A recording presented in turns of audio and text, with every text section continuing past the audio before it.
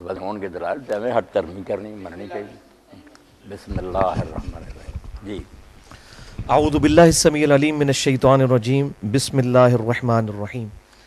اچھا سر، آج 23 مارچ 2012 ہے اور جمعے کا دن ہے، تو کچھ امپورٹنٹ کوسچنز آپ سے کرنا چاہ رہے ہیں. اس میں سب سے پہلی چیز یہ کہ صحیح مسلم میں حدیث ہے غدیر خم کی کہ آپ صلی اللہ علیہ وسلم نے حجۃ الوداع سے واپسی پر خم نامی گاؤں میں خطبہ دیا، جس میں آپ صلی اللہ علیہ وسلم نے پہلے تو قرآن پاک کے بارے میں ترغیب دلائی، اس کے بعد پھر آپ صلی اللہ علیہ وسلم نے اہل بیت کا احترام کرنے، ان کا خیال رکھنے کے بارے میں فرمایا.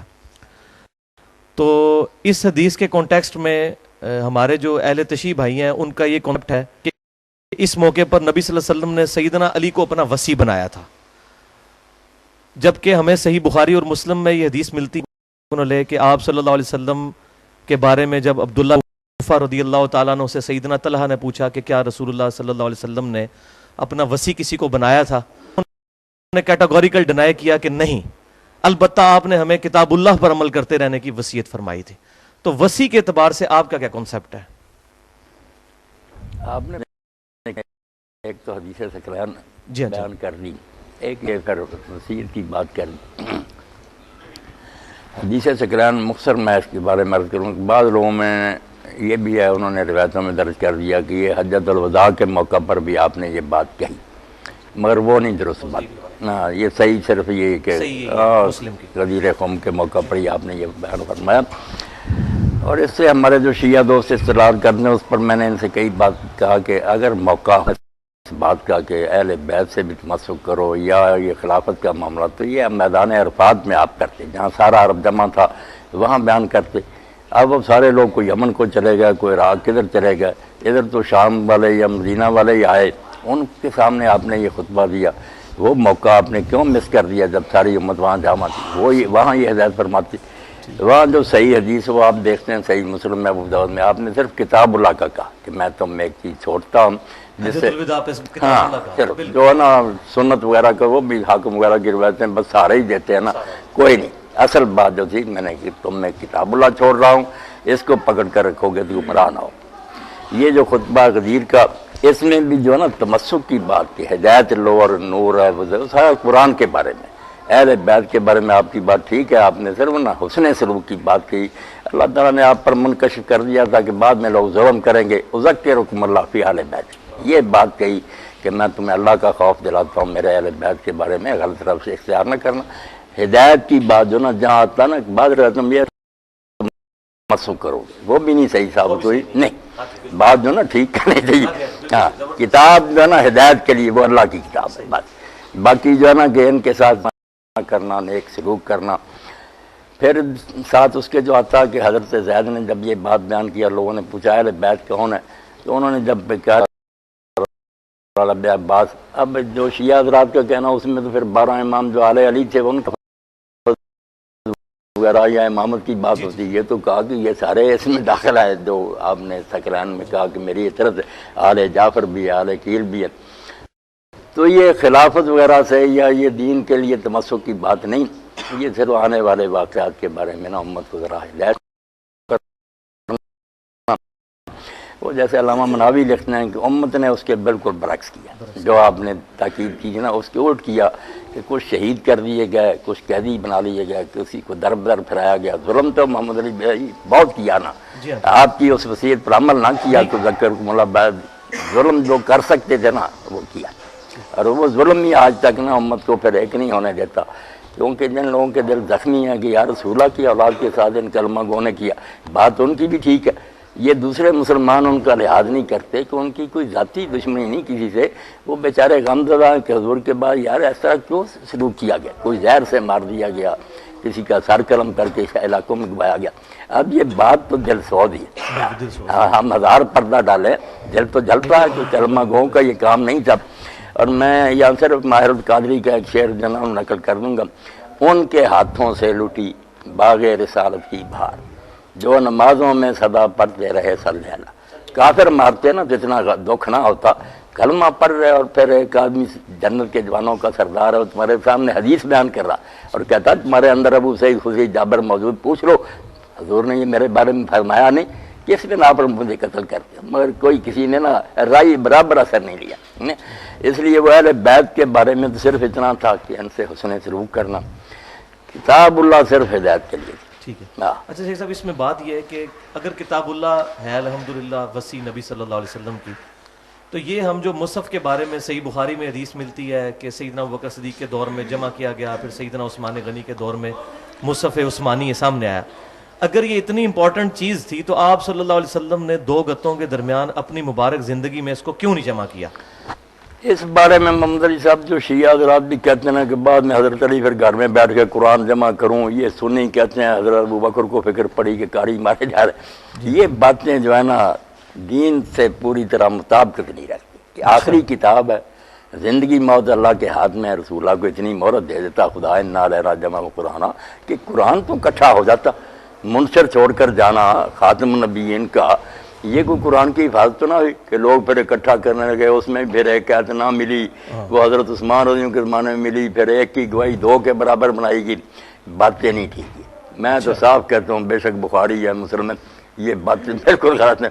عبید بن سباق ایک ہی راوی گمنام جس کا کوئی پتہ نہیں، کوئی اس کے تفصیلی اراض نہیں، وہ کہتا ہے اس طرح جمع کی تاریخ شروع ہوئی، جمع حضور کے زمانے میں ہو گیا، لوگوں نے حفظ بھی کر لیا، لکھ بھی لیا جو لکھے پڑے لوگ تھے، اور جو آپ نے اپنے گورنروں کو لکھا کہ لوگوں کو ہدایت کرو قرآن کو کوئی نہ چھوئے سوائے طاہر کے۔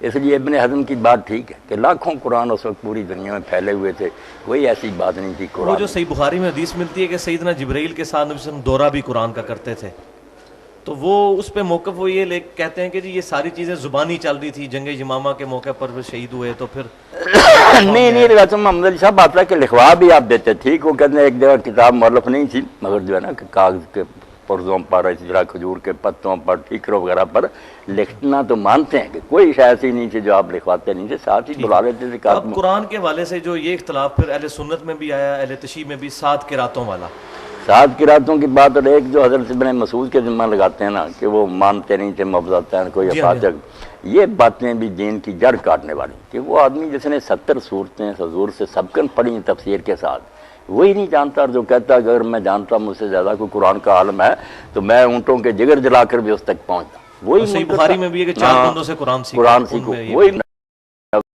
نبی اور ابن حزم کی بات ٹھیک ہے کہ یہ سب باطل باتیں، ان کے سے 2 قرات متواتر آ رہی ہے، اس میں یہ مبتدئین بھی ہیں، فاتحہ بھی ہے، تو شیعہ سنی سارے میرے بھائی نا قرآن کے بارے میں شک ڈال رہے، جو روایتیں ان کو دیوار پر مار، اچھا قرآن ہی مشکوک ہوگا تو بات کی رہی۔ آپ نے جب اعلان کیا کہ میں تم میں ایک چیز چھوڑ کر جا رہا ہوں ہدایت کے لیے، کتاب اللہ تو ٹھیک ہے، اچھا، کتاب اللہ اس میں بالکل میں نے آپ کے بارے میں سنا ہے کہ آپ رجم کی سزا کے قائل ہیں۔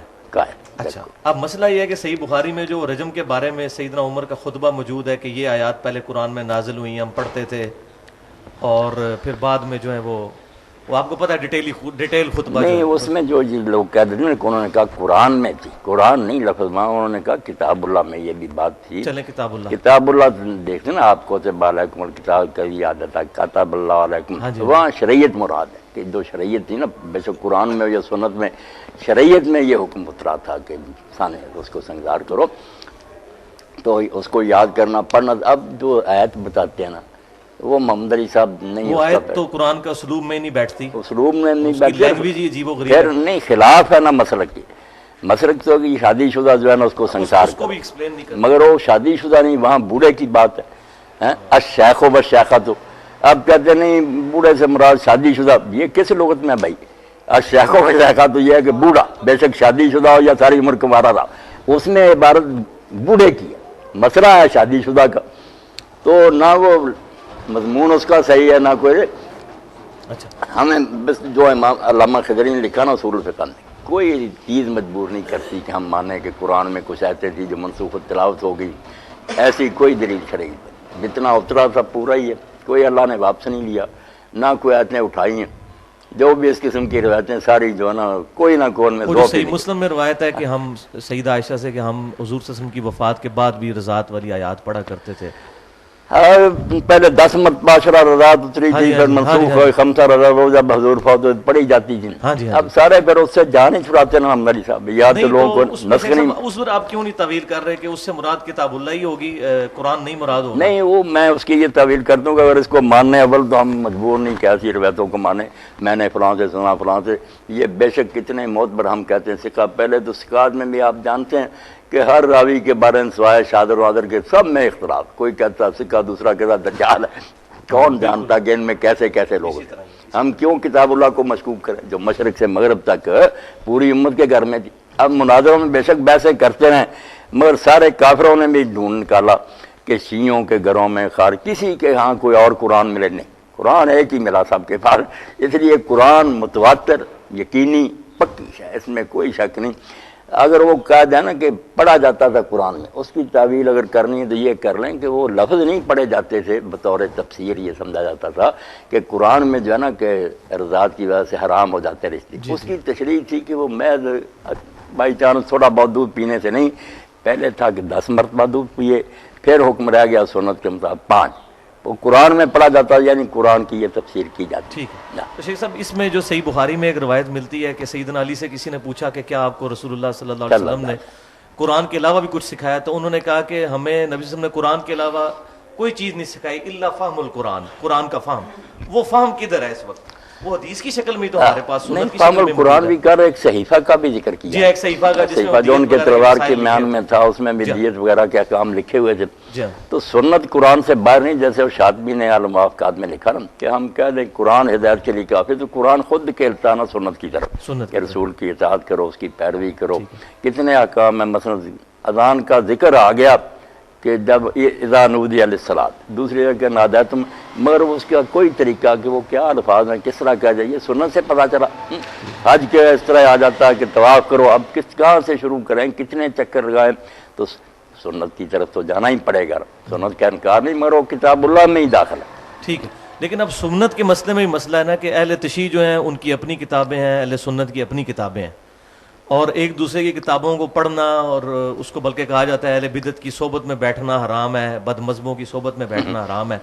اب مسئلہ یہ ہے کہ ایک عام آدمی جو ایک مسلمان گھرانے میں آنکھ کھولتا ہے وہ کدھر جائے، کون سی کتاب پڑھے، کہاں سے سنت بس حاصل یہی کرے؟ بات ہے میرے بھائی محمد علی صاحب جو نا کہ فراہ کے پاس نہ بیٹھو، اب ہر گروہ دوسرے کو اہل بیعت کہتا، اس کا مطلب اعلان آدمی حاصل ہی نہ کرے، تعصب کا شکار ہو جائے، اس سے جان چھڑانی چاہیے۔ جتنے اہل اسلام نہ کلمہ گو ان سب کا احترام کرے، ان کی کتابیں پڑھیں۔ یقین جانے میں مطالعہ کے بدلہ وجل بصیرت کہتا ہوں کہ ہر گروہ میں اتنے قیمتی آدمی پیدا ہوئے نا کہ ان کی کتابیں دیکھ کر حیرت ہوتی ہے کہ علم کے یہ جبال تھے، پہاڑ تھے، تقوی اور پرہیزگاری میں وہ کافر نہیں مرنا چاہیے۔ وہی بات آپ کی کہ پہنچا الگ الگ، کسی کو راویوں نے کچھ بتایا، کسی نے اپنی جگہ، وہ بیچارے مطمئن ہے کہ حضور نے یہ فرمایا۔ اور اس میں جو اختلافات ہم نے ابھار دیے نا، نماز کے کچھ ظواہر ہیں ان کو چھال دیتے ہیں، ورنہ 999 باتیں اگر حدیثیں جمع کی جائے نا مجمع البحرین، ادھر سنی، ادھر شیعہ، اخلاقیات، ادھر معاملات، ادھر آپس ہے، تقریباً ایک ہی بات۔ انسان بننے کے لیے سب کے پاس ایک، مگر ان کو چھوڑ کر جب آ جاتا نا پاؤں دھونے یا مسا کرنا، ہاتھ چھوڑنے، اور 2-4 باتیں اتنی ہم اچھالتے ہیں کہ لوگ سمجھ یار اسلام میں جھگڑا ہی جھگڑا، جھگڑا ہی جھگڑا۔ ٹھیک ہے، اچھا وہ رجم کی تو ہاں۔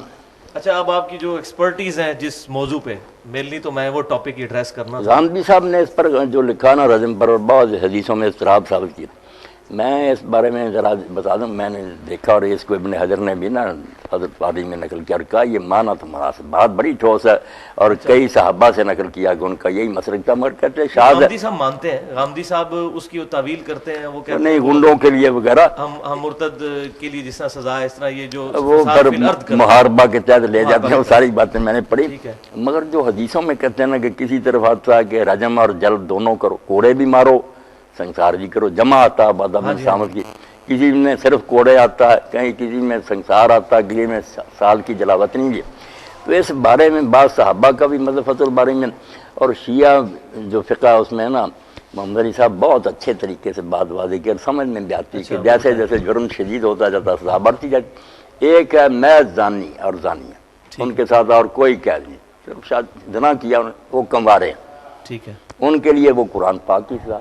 ایک ہے پھر اس کے ساتھ مل گیا زان المحصن کہ شادی شدہ ہے، اس میں شادی شدہ کا پھر ہے کہ اگر وہ رخصتی نہیں ہوئی تو شیعہ اتحاد میں یہ ہے فقہ میں کہ اس کو سزا جو نا 1 سال دلا وطنی اور کوڑے. پھر تقریب عام بھی بڑھ گیا کہ وہ بیوی کو لے آتا، اور اگر بیوی جو تھی نا وہ موجود تھی مگر وہ وطن سے دور تھی وغیرہ، پھر جو رجم بنا یہ پھر بھی سزا نافذ نہیں ہوگی، کیونکہ رجم جس بنا پر ہے نا کہ حلال کا موقع ہے اور پھر اس نے حد پھلانگی ہے، وہ بیوی پاس ہو اور کوئی رکاوٹ نہ پھر وہ کرے نا، ورنہ شادی شدہ بھی ہوگا تو پھر رجم نہیں، وہ توڑے اور تقریب میں. سورۃ النساء میں ایک آیت ہے جس کو دلیل بنایا غامدی صاحب نے، حتیٰ یجعل اللہ لہن سبیلا، نہیں وہ ہم سے کونا فی البیوت، آدھی سزا دی جائے جو شادی شدہ سے اس کو آدھی سزا دی جائے اگر لونڈی جو ہے وہ نہیں یہ استدلال بھی پرانا خوارج کا، مگر یہ بات نہیں، کیونکہ وہاں جو شروع ہوتا ہے کہ اگر تم محسنات سے نکاح کی استطاعت نہیں رکھتے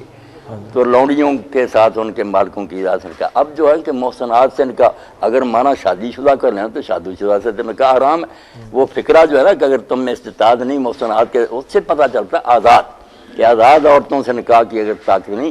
یہی پھر مانا آ گیا کہ جب شادی ہو جائے لونڈی کے ساتھ اور زنا کرے تو جو پہلے آتا نا کرے محسنات کے ساتھ نکاح کی استطاعت، وہاں جو مانا لیا تھا نا شادی شدہ، ہاں یہی نہیں بات ہی شروع یہ وہاں سے ہوئی. آپ کا کنسیپٹ میں اچھا وہ میں اب چاہ رہا تھا کہ آپ تھوڑا ایڈریس کر دیں جو آپ کی ایکسپرٹیز ہیں جس ٹاپک پہ، اس پہ اب میں باقی کوسچن کرنا چاہتا ہوں.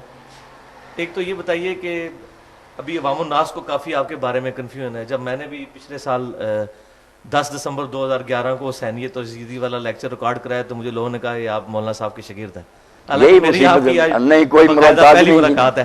اچھا اب میں یہ چاہ رہا تھا کہ آپ کے جو عوام میں کنسیپٹ ہے وہ ذرا تھوڑا کلیئر کر کے آئے کہ آپ سیدنا معاویہ رضی اللہ تعالیٰ عنہ کو صحابی مانتے ہیں اور مسلمان مانتے ہیں، یہ ذرا کلیئر کر دیجیے. باقی ان کے اعمال ان کے ساتھ صرف یہ بات کلیئر کر دیجیے. محمد علی صاحب یہ باتیں جو ہے نا کیا کریں، اگر صاف کہتے ہیں پھر بھی لوگ خلاف ہوتے ہیں، نہیں کہتے پھر ہم اپنے ضمیر کے مجرم ہیں. اب صحابی کا ایک معنی دعا اس کے لحاظ سے تو آپ نے عبداللہ بن عبیر ان کے ساتھیوں کو بھی کہا، جب لوگوں نے کہا کہ انہیں اجازت قتل کریں تو آپ نے کہا تم چاہتے ہو کہ یہ پروپیگنڈا ہو جائے کہ محمد اپنے اصحاب کو قتل کر، یہ آپ نے پڑھا نا، آپ سے تو کوئی بات چھپی. اصحاب تو ان کو بھی کہا، لغت کے لحاظ سے تو صحابی تھے، ساتھ ہی تھے.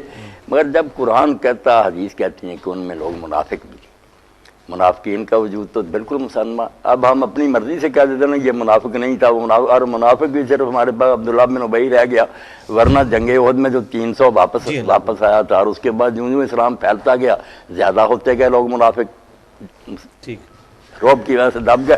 اور آخری سورہ میں بھی اللہ تعالیٰ فرماتا توبہ میں کہ مدینہ اور منافق ہیں، اللہ تعالیٰ اے نبی تو بھی نہیں جانتا، ہم جانتے. تو اس لیے ہم کس طریقہ سے فیصلہ کر سکتے ہیں کہ یہ آدمی جو ہے صحابی ہے آپ کے دور کا، بظاہر اس نے اسلام قبول کیا، مگر جیسے آتا کہ تم یہ کہو اسلام لائیں، یہ نہ کہو ایمان لائیں، ایمان نہیں تمہارے دلوں میں داخل ہے. یہ سارے فیصلے علامہ الغیوب کے کرنے کے اندر سے کون کیا تھا، جو کام کیے کسی نے، ہم کفر ایمان چھوڑے ان کا احترام بھی کریں، کیوں برا بلا کہیں، ہمیں کوئی حق نہیں، نہ کوئی فائدہ ہی. تلک امۃ قد خلت لها ما کسبت ولکم ما کسبتم. نہیں اس کو بھی محمد علی صاحب لوگ غلط استعمال کرتے ہیں نا، امام احمد کے ذمہ لگاتے ہیں، ابن کثیر بھی لکھتا ہے کہ ان باتوں میں نہیں پڑھا جو گزر گیا. یہ بات نیکوں کے بارے میں، یہ نہیں کہ برے لوگ جو ان کے برائی کا تذکرہ نہ کرو. یہاں ابراہیم، اسماعیل، اسحاق وغیرہ کے حوالے دے کے نا یہودی کہتے تھے کہ ہمیں ان کی نیکیاں کافی ہیں، ہم ان کی اولاد مقصال. دونوں جگہ یہ آتا ہے کہ وہ لوگ جو تھے نا انبیاء وہ گزر گئے، اسی لیے لہا ہی آیا، لکم لہا، علیہ نہیں آیا کہ جو گناہ انہوں نے کیے ہیں وہ ان پر نہیں، گناہ کی بات نہیں کی کہ جو نیکیاں وہ کما گئے انہیں ملیں گی جو تم. فائدہ نہیں ہوگا ابراہیمی، ہاں بس یہ فائدہ کی بات. بروں کے واقعات تو قابیل سے اللہ نے شروع کیے ہیں، آپ خود قرآن پڑھ دیا بروں کے تذکرے سے. اگر یہ بات بری ہوتی کہ جو مر گیا چھوڑو تلکا امتن، کیوں اللہ نہیں، یہ موقف غلط ہے. خیر غلط. اچھا لیکن اہل سنت نے متفقہ طور پر جو ہے وہ سیدنا معاویہ کو صحابی کے طور پہ ڈیل کیا ہے، ان کی احادیث بھی لی ہیں اپنی کتابوں میں. حدیثیں لی، حدیث کے بارے میں تو میں بھی کہتا ہوں کہ بصر ہو، معاویہ ہو، کوئی ہونا، ان سے کچھ جو جی چاہے ہمارے صادر ہوئے ہیں. مگر یہ علماء نے پورا استقصاء کیا، ڈھونڈا کہ کسی نے حدیث بھی وضع کی ہے، اس جرم سے اللہ نے بچا رکھا. شیعہ لوگ کہتے ہیں سمرا سے نہ اتنے پیسے دے کر معاویہ نے حدیث بنوائی، دکھائی آج تک نہیں کہ وہ کہاں ہے سمرا کی بنائی ہوئی. ابو ہریرہ کہتے ہیں گھر سے میں یار کوئی نمونہ دو نا، وہ بیچارے تو ان کے خلاف بولتے رہے. اس تو یہ بہتان نہ لگاؤ، غلطیاں ہوئی ہیں بسم اللہ، مگر حدیث نہیں کسی نے بتائی. اس لیے صحابہ تو کل موضوع اس حد تک بالکل جیسے شاہ ولی اللہ شاہ عبدالعزیز کی روایت حدیث میں سب معتبر. ٹھیک ہے. آ جائیں نیچے کے راوی دیکھیں صحابی آ گیا حدیث نہیں اس نے گھڑی پھر حدیث مان. آپ چونکہ ایک خاص حدیث میں مانتا ہوں ہر ایک کی مانتا ہوں حدیث میں کوئی شک شیخ صاحب آپ ایک خاص مکتبہ فکر کے ظاہر پلیٹ فارم سے ایک بات کرتے ہیں اگرچہ آپ کی نیوٹرل بات ہے لیکن میری بات نیوٹرل ہے لیکن کسی نہ کسی درجے میں اہل یہی کہتے ہیں مسئلہ ہے. جی ہاں. اب مسئلہ ہے کہ آپ امام ابن تیمیہ کو بھی کوٹ کرتے ہیں اپنے اس میں. بہت. اچھا اب مسئلہ یہ ہے کہ امام ابن تیمیہ کو میں نے بھی اسٹڈی کیا ہے, ان کے مجھے بھی کئی نظریات میں ایسی خرابیاں نظر آئی ہیں اور بعض اوقات آپ کو بھی اندازہ ہوا ہوگا. بعض اوقات جب وہ شیعہ کے رد میں لکھتے ہیں تو بعض اوقات ناسبیت کی بو آتی ہے ہم سے. سیدنا علی کے فضائل پہ وہ بعض اوقات صحیح حدیث کو ضعیف کرنے کی کوشش کرتے ہیں. تو آپ کا امام ابن تیمیہ کے بارے میں کیا کنسیپٹ ہے کہ وہ اہل سنت میں؟ یہ میرے پاس ایک کتاب جو آئی نا سعودیہ سے وہ آپ کو بھی پھر مہیا کر دیں گے, اس کا فوٹو اسٹیٹ لم یکن ابن تیمیہ ناسبیا. انہوں نے ان کی صفائی دیا کہ بالکل انہوں نے نا حضرت علی صاحب کو ان کا مقام صحیح دیا, خلیفہ راشد مانا, جو ان سے لڑے ان کو ناحق سمجھا. باقی وہ مناظرہ میں تو آپ دیکھتے نا ہوتا نا کبھی آدمی جذباتی ہو جاتا. میں نے بھی پڑھا انہوں نے مطلب ناسبیوں کا رد کیا. چلو ٹھیک ہے. اچھا اب یہ بتائیے کہ یہ جو صحیح بخاری آدمی بہت بڑے تھے, ہاں جی کوئی شک نہیں, صحیح بخاری اور مسلم کی متفق حدیث ہے کہ میرے صحابہ کو برا مت کہو. تم میں سے کوئی احد پہاڑ کے برابر بھی سونا خیرات کر دے تو 600 گرام مد ان کی اس کے آدھ کو بھی نہیں پہنچ سکتا. یہ حدیث جو ہے یہ امتیوں کے لیے کہ سیدنا معاویہ کے لیے بھی تھی کہ جن کے دور حکومت میں جمعے کے خطبوں میں سیدنا علی کو گالیاں نکالی جاتی رہی ہیں. تو یہ حدیث کیا ہم سب کے لیے کہ ہم ان کو برا نہ کہیں کہ صحابہ کرام علیہم رضوان کے لیے بھی ہے؟ اس کا جو پس منظر آپ دیکھتے ہیں نا کہ حضرت عبد الرحمن بن عوف رضی اللہ تعالیٰ عنہ کو حضرت خالد بن ولید نے گالیاں دی. گالیاں انہوں نے دی, یہ پورا ٹکڑا نہیں پڑھتے. خالد نے گالیاں دی حضرت عبد الرحمن بن عوف کو, معاملہ حضور تک پہنچا. تو آپ نے خالد اور ان لوگوں کو نا, اس لیے امام نبوی کہتے ہیں کہ اس حدیث میں جو کہا نا صحابہ کو بڑا گناہ کو, یہ مخصوص صحابی جو صلح حدیبیہ سے پہلے ایمان لائے تھے, ورنہ خالد بھی صحابی تھے. آپ نے کہا تم میرے اصحاب کو برا نہ کرو, تم میں سے اب سونو بہت پہاڑ. اس کا خطاب جو تھا نا صلح حدیبیہ کے بعد والے مسلمانوں سے تھا. وہ عام مانوں میں تو وہ بھی صحابی تھے, مگر آپ نے اس میں خاص کہا کہ جن کو تم گالیاں دے دو سابقون کو, ان کے برابر تم اب ہو سکتے ہو. ہمیں بھی حکم بعد میں ٹھیک ہے پہنچ گیا, ہم پر بھی لاگو, مگر مخاطب اس کے حضرت خالد اور ان کے ساتھی تھے کہ تم برا کہتے ہو. اچھا صحیح بخاری میں ایک روایت ملتی ہے جس میں غزوہ خندق والے چیپٹر میں کہ سیدنا معاویہ رضی اللہ تعالیٰ عنہ جو ہیں عبداللہ بن عمر کی طرف کنایا کر کے بات کرتے ہیں کہ تم میں سے جس شخص کو خلافت کی خواہش ہے وہ اپنا سر اٹھائے, میں اس کے باپ سے بھی زیادہ خلافت کا حقدار ہوں. اچھا اب استغفر اللہ واتوب الیہ, سیدنا عمر کے بارے میں اتنا زیادہ سخت الفاظ جو سیدنا معاویہ کے زبان سے نکلے, اس کی وجہ کیا تھی؟ ان کا تو مسئلہ ہونا چاہیے تھا تحکیم کے مسئلے میں عبداللہ بن عمر کے ساتھ, حضرت عمر کو انہوں نے کیوں تختہ مشق بنایا ہے اس مسئلے میں کہ میں تیرے باپ سے بھی زیادہ خلافت کا حقدار ہوں؟ کیا اس کی وجہ وہ تو نہیں ہے کہ وہ صحیح بخاری میں ایک رجم والی اسی حدیث میں ہے کہ سیدنا عمر رضی اللہ تعالیٰ کو کسی نے بتایا کہ جب عمر مر جائے گا تو ہم فلاں بندے کی بیعت کر لیں گے. یہ فلاں بندہ جو اس میں موجود نہیں ہے کون ہے اور یہ کون لوگ تھے؟ ذرا اس کو ذرا پوائنٹ آؤٹ کر دیں.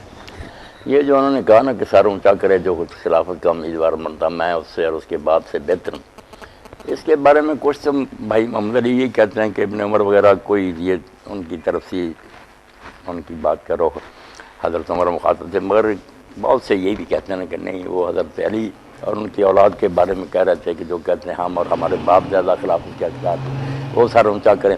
اور حضرت ابن عمر نے بھی اپنا نہیں کہا, یہی کہا کہ میرا جی تو چاہ کہ میں اپنا چھوڑ کر نا یہ جو اس طرح بیٹھے تھے گوٹ, میں ایسے کہوں کہ وہ زیادہ حقدار ہے جس نے تجھے اور تیرے باپ کو نا مار مار کر اسلام میں داخل کیا. ہاں باتیں تو انہوں نے بہت, وہ بات یہی ہے کہ وہ جو عمر بن مسلمہ کہتے ہیں کہ ابن عمر آپ نے ادھر ہی ان کا جواب کیوں نہیں دیا؟ اس سے لگتا یہی ہے کہ بھئی وہ سیدنا ابن عمر کی ہی طرف اشارہ تھا. چلو ان کی طرف تب بھی برا ہے, حضرت علی کی طرف تب بھی برا. ابو موسیٰ اشعری رضی اللہ تعالیٰ عنہ اور عمر بن عاص رضی اللہ تعالیٰ عنہ کے درمیان یہ طے پایا تھا کہ دونوں کو ہٹا کے تو ابن عمر کو خلیفہ بنا دیتے ہیں. یہ بات پایا ثبوت تک پہنچی ہوئی ہے تحکیم کے دوران, مگر ذکر تو ہے نا تبری وغیرہ تاریخوں میں. اچھا تاریخوں میں ملتا ہے. اچھا یہ بتائیے کہ سعد بن عبادہ رضی اللہ تعالیٰ عنہ نے بیعت نہیں کی تھی سیدنا ابو بکر کی, تو اس کے بعد ان کا کیا مستقبل ہوا ہے؟ کدھر گئے وہ؟ اس کے بعد کوئی ذکر نہیں ان کا ملتا. تو ذکر تو ملتا صحابہ کے حالات پر جو کتابیں نہ، پھر انہوں نے اپنا بال بچہ لیا اچھا۔ اور مدینہ سے چلے گئے، شام جا کر نہ آباد ہو گئے، ٹھیک، اور پھر انہوں نے حضرت عمر کی بیعت بھی نہیں کی۔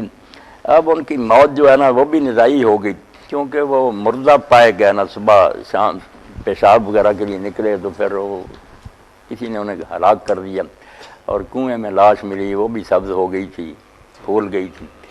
اب ہم اہل سنت تو کہتے ہیں کہ جنات نے انہیں قتل کیا، یہ اشعار بھی کچھ بیان کرتے ہیں کہ جنات جو تھے انہوں نے کہا ہم نے حضرت کے سردار کو تیر مارا، دل پر جو خطا نہیں کیا۔ شیعہ کہتے ہیں، انہوں نے لطیفہ ابن ابی الحزین نے لکھا نا کہ ایک شخص نے پوچھا ایک شیعہ عالم سے کہ علی نے اپنے حق کے لیے کیوں نہیں حضرت ابو بکر کے زمانہ میں حضرت عمر کے کوئی سوال اٹھایا؟ انہوں نے کہا یار وہ جنوں سے ڈر گئے۔ کیا کریں، تاریخ میں سب کچھ ہے۔ اچھا صحیح ہے۔ شیخ صاحب، سیدنا ابو بکر صدیق رضی اللہ تعالیٰ عنہ پر 6 مہینے کے بعد سیدنا علی نے ان کی بیعت کی، اس میں سیدنا ابو بکر بھی اشکبار ہوئے اور انہوں نے ان کی جو ریزرویشن تھی ان کا احترام کیا، اور سیدنا علی نے بھی تعریف کی ممبر پہ آ کر۔ اب یہ سارے معاملات جو ٹیکل ہوئے، تو اب اس کے بعد کیا سیدنا ابو بکر صدیق رضی اللہ تعالیٰ عنہ کی خلافت پہ ہم اجماع تصور نہیں کر سکتے جب سیدنا علی نے ہی بیعت کر لی؟ جیسے اپنے جو فقہاء اصولی ہیں انہوں نے یہ بات کہی کہ یار یہ اجماع جو ہے، اب ہمارا تو ہے کہ دل سے حضرت علی ان کے ساتھیوں نے بیعت کر رہی، وہ کہتے ہیں یہ شیعہ حضرات کو یہ غلط فہمی ہو گئی ہے، ان کے دل میں یہ شبہ بیٹھ گیا کہ اگر پہلے کرنی ہوتی خوش دلی سے شروع نہ کر رہے تھے، تو جب بتایا گیا کہ حضرت سیدہ فاطمہ جب فوت ہو گئیں تو وہاں پھر محمد علی بھائی آتا نا کہ لوگوں کے چہرے جو تھے نا حضرت علی نے دیکھا بدل گیا، میرا احترام نہیں رہا، انہوں نے پھر بلایا اور ساتھ ہی کہا کہ اکیلے آنا، اور وہاں لکھا کراہیت المحضرت، عمر نہ ہمارے گھر آئے ہیں۔ تو حضرت ابوبکر نے جب ذکر کیا انہوں نے کہا نہ تنا نہ جانا نقصان پہنچائیں گے، انہوں نے کہا نہیں حضور کے خاندان سے یہ توقع نہیں۔ تو وہاں حضرت علی نے جو کچھ پھر کہا کہ ہمیں کوئی حسد نہیں، نام کوئی اس کا لالچ رکھتے ہیں، مگر حضور کا خاندان ہونے کی وجہ سے ہمارا اس میں بڑا دخل تھا، مگر کسی نے مشورہ تک میں بھی ہمیں نہ بلایا، تو پھر حضرت ابوبکر روتے ہی رہنا۔ جی جی۔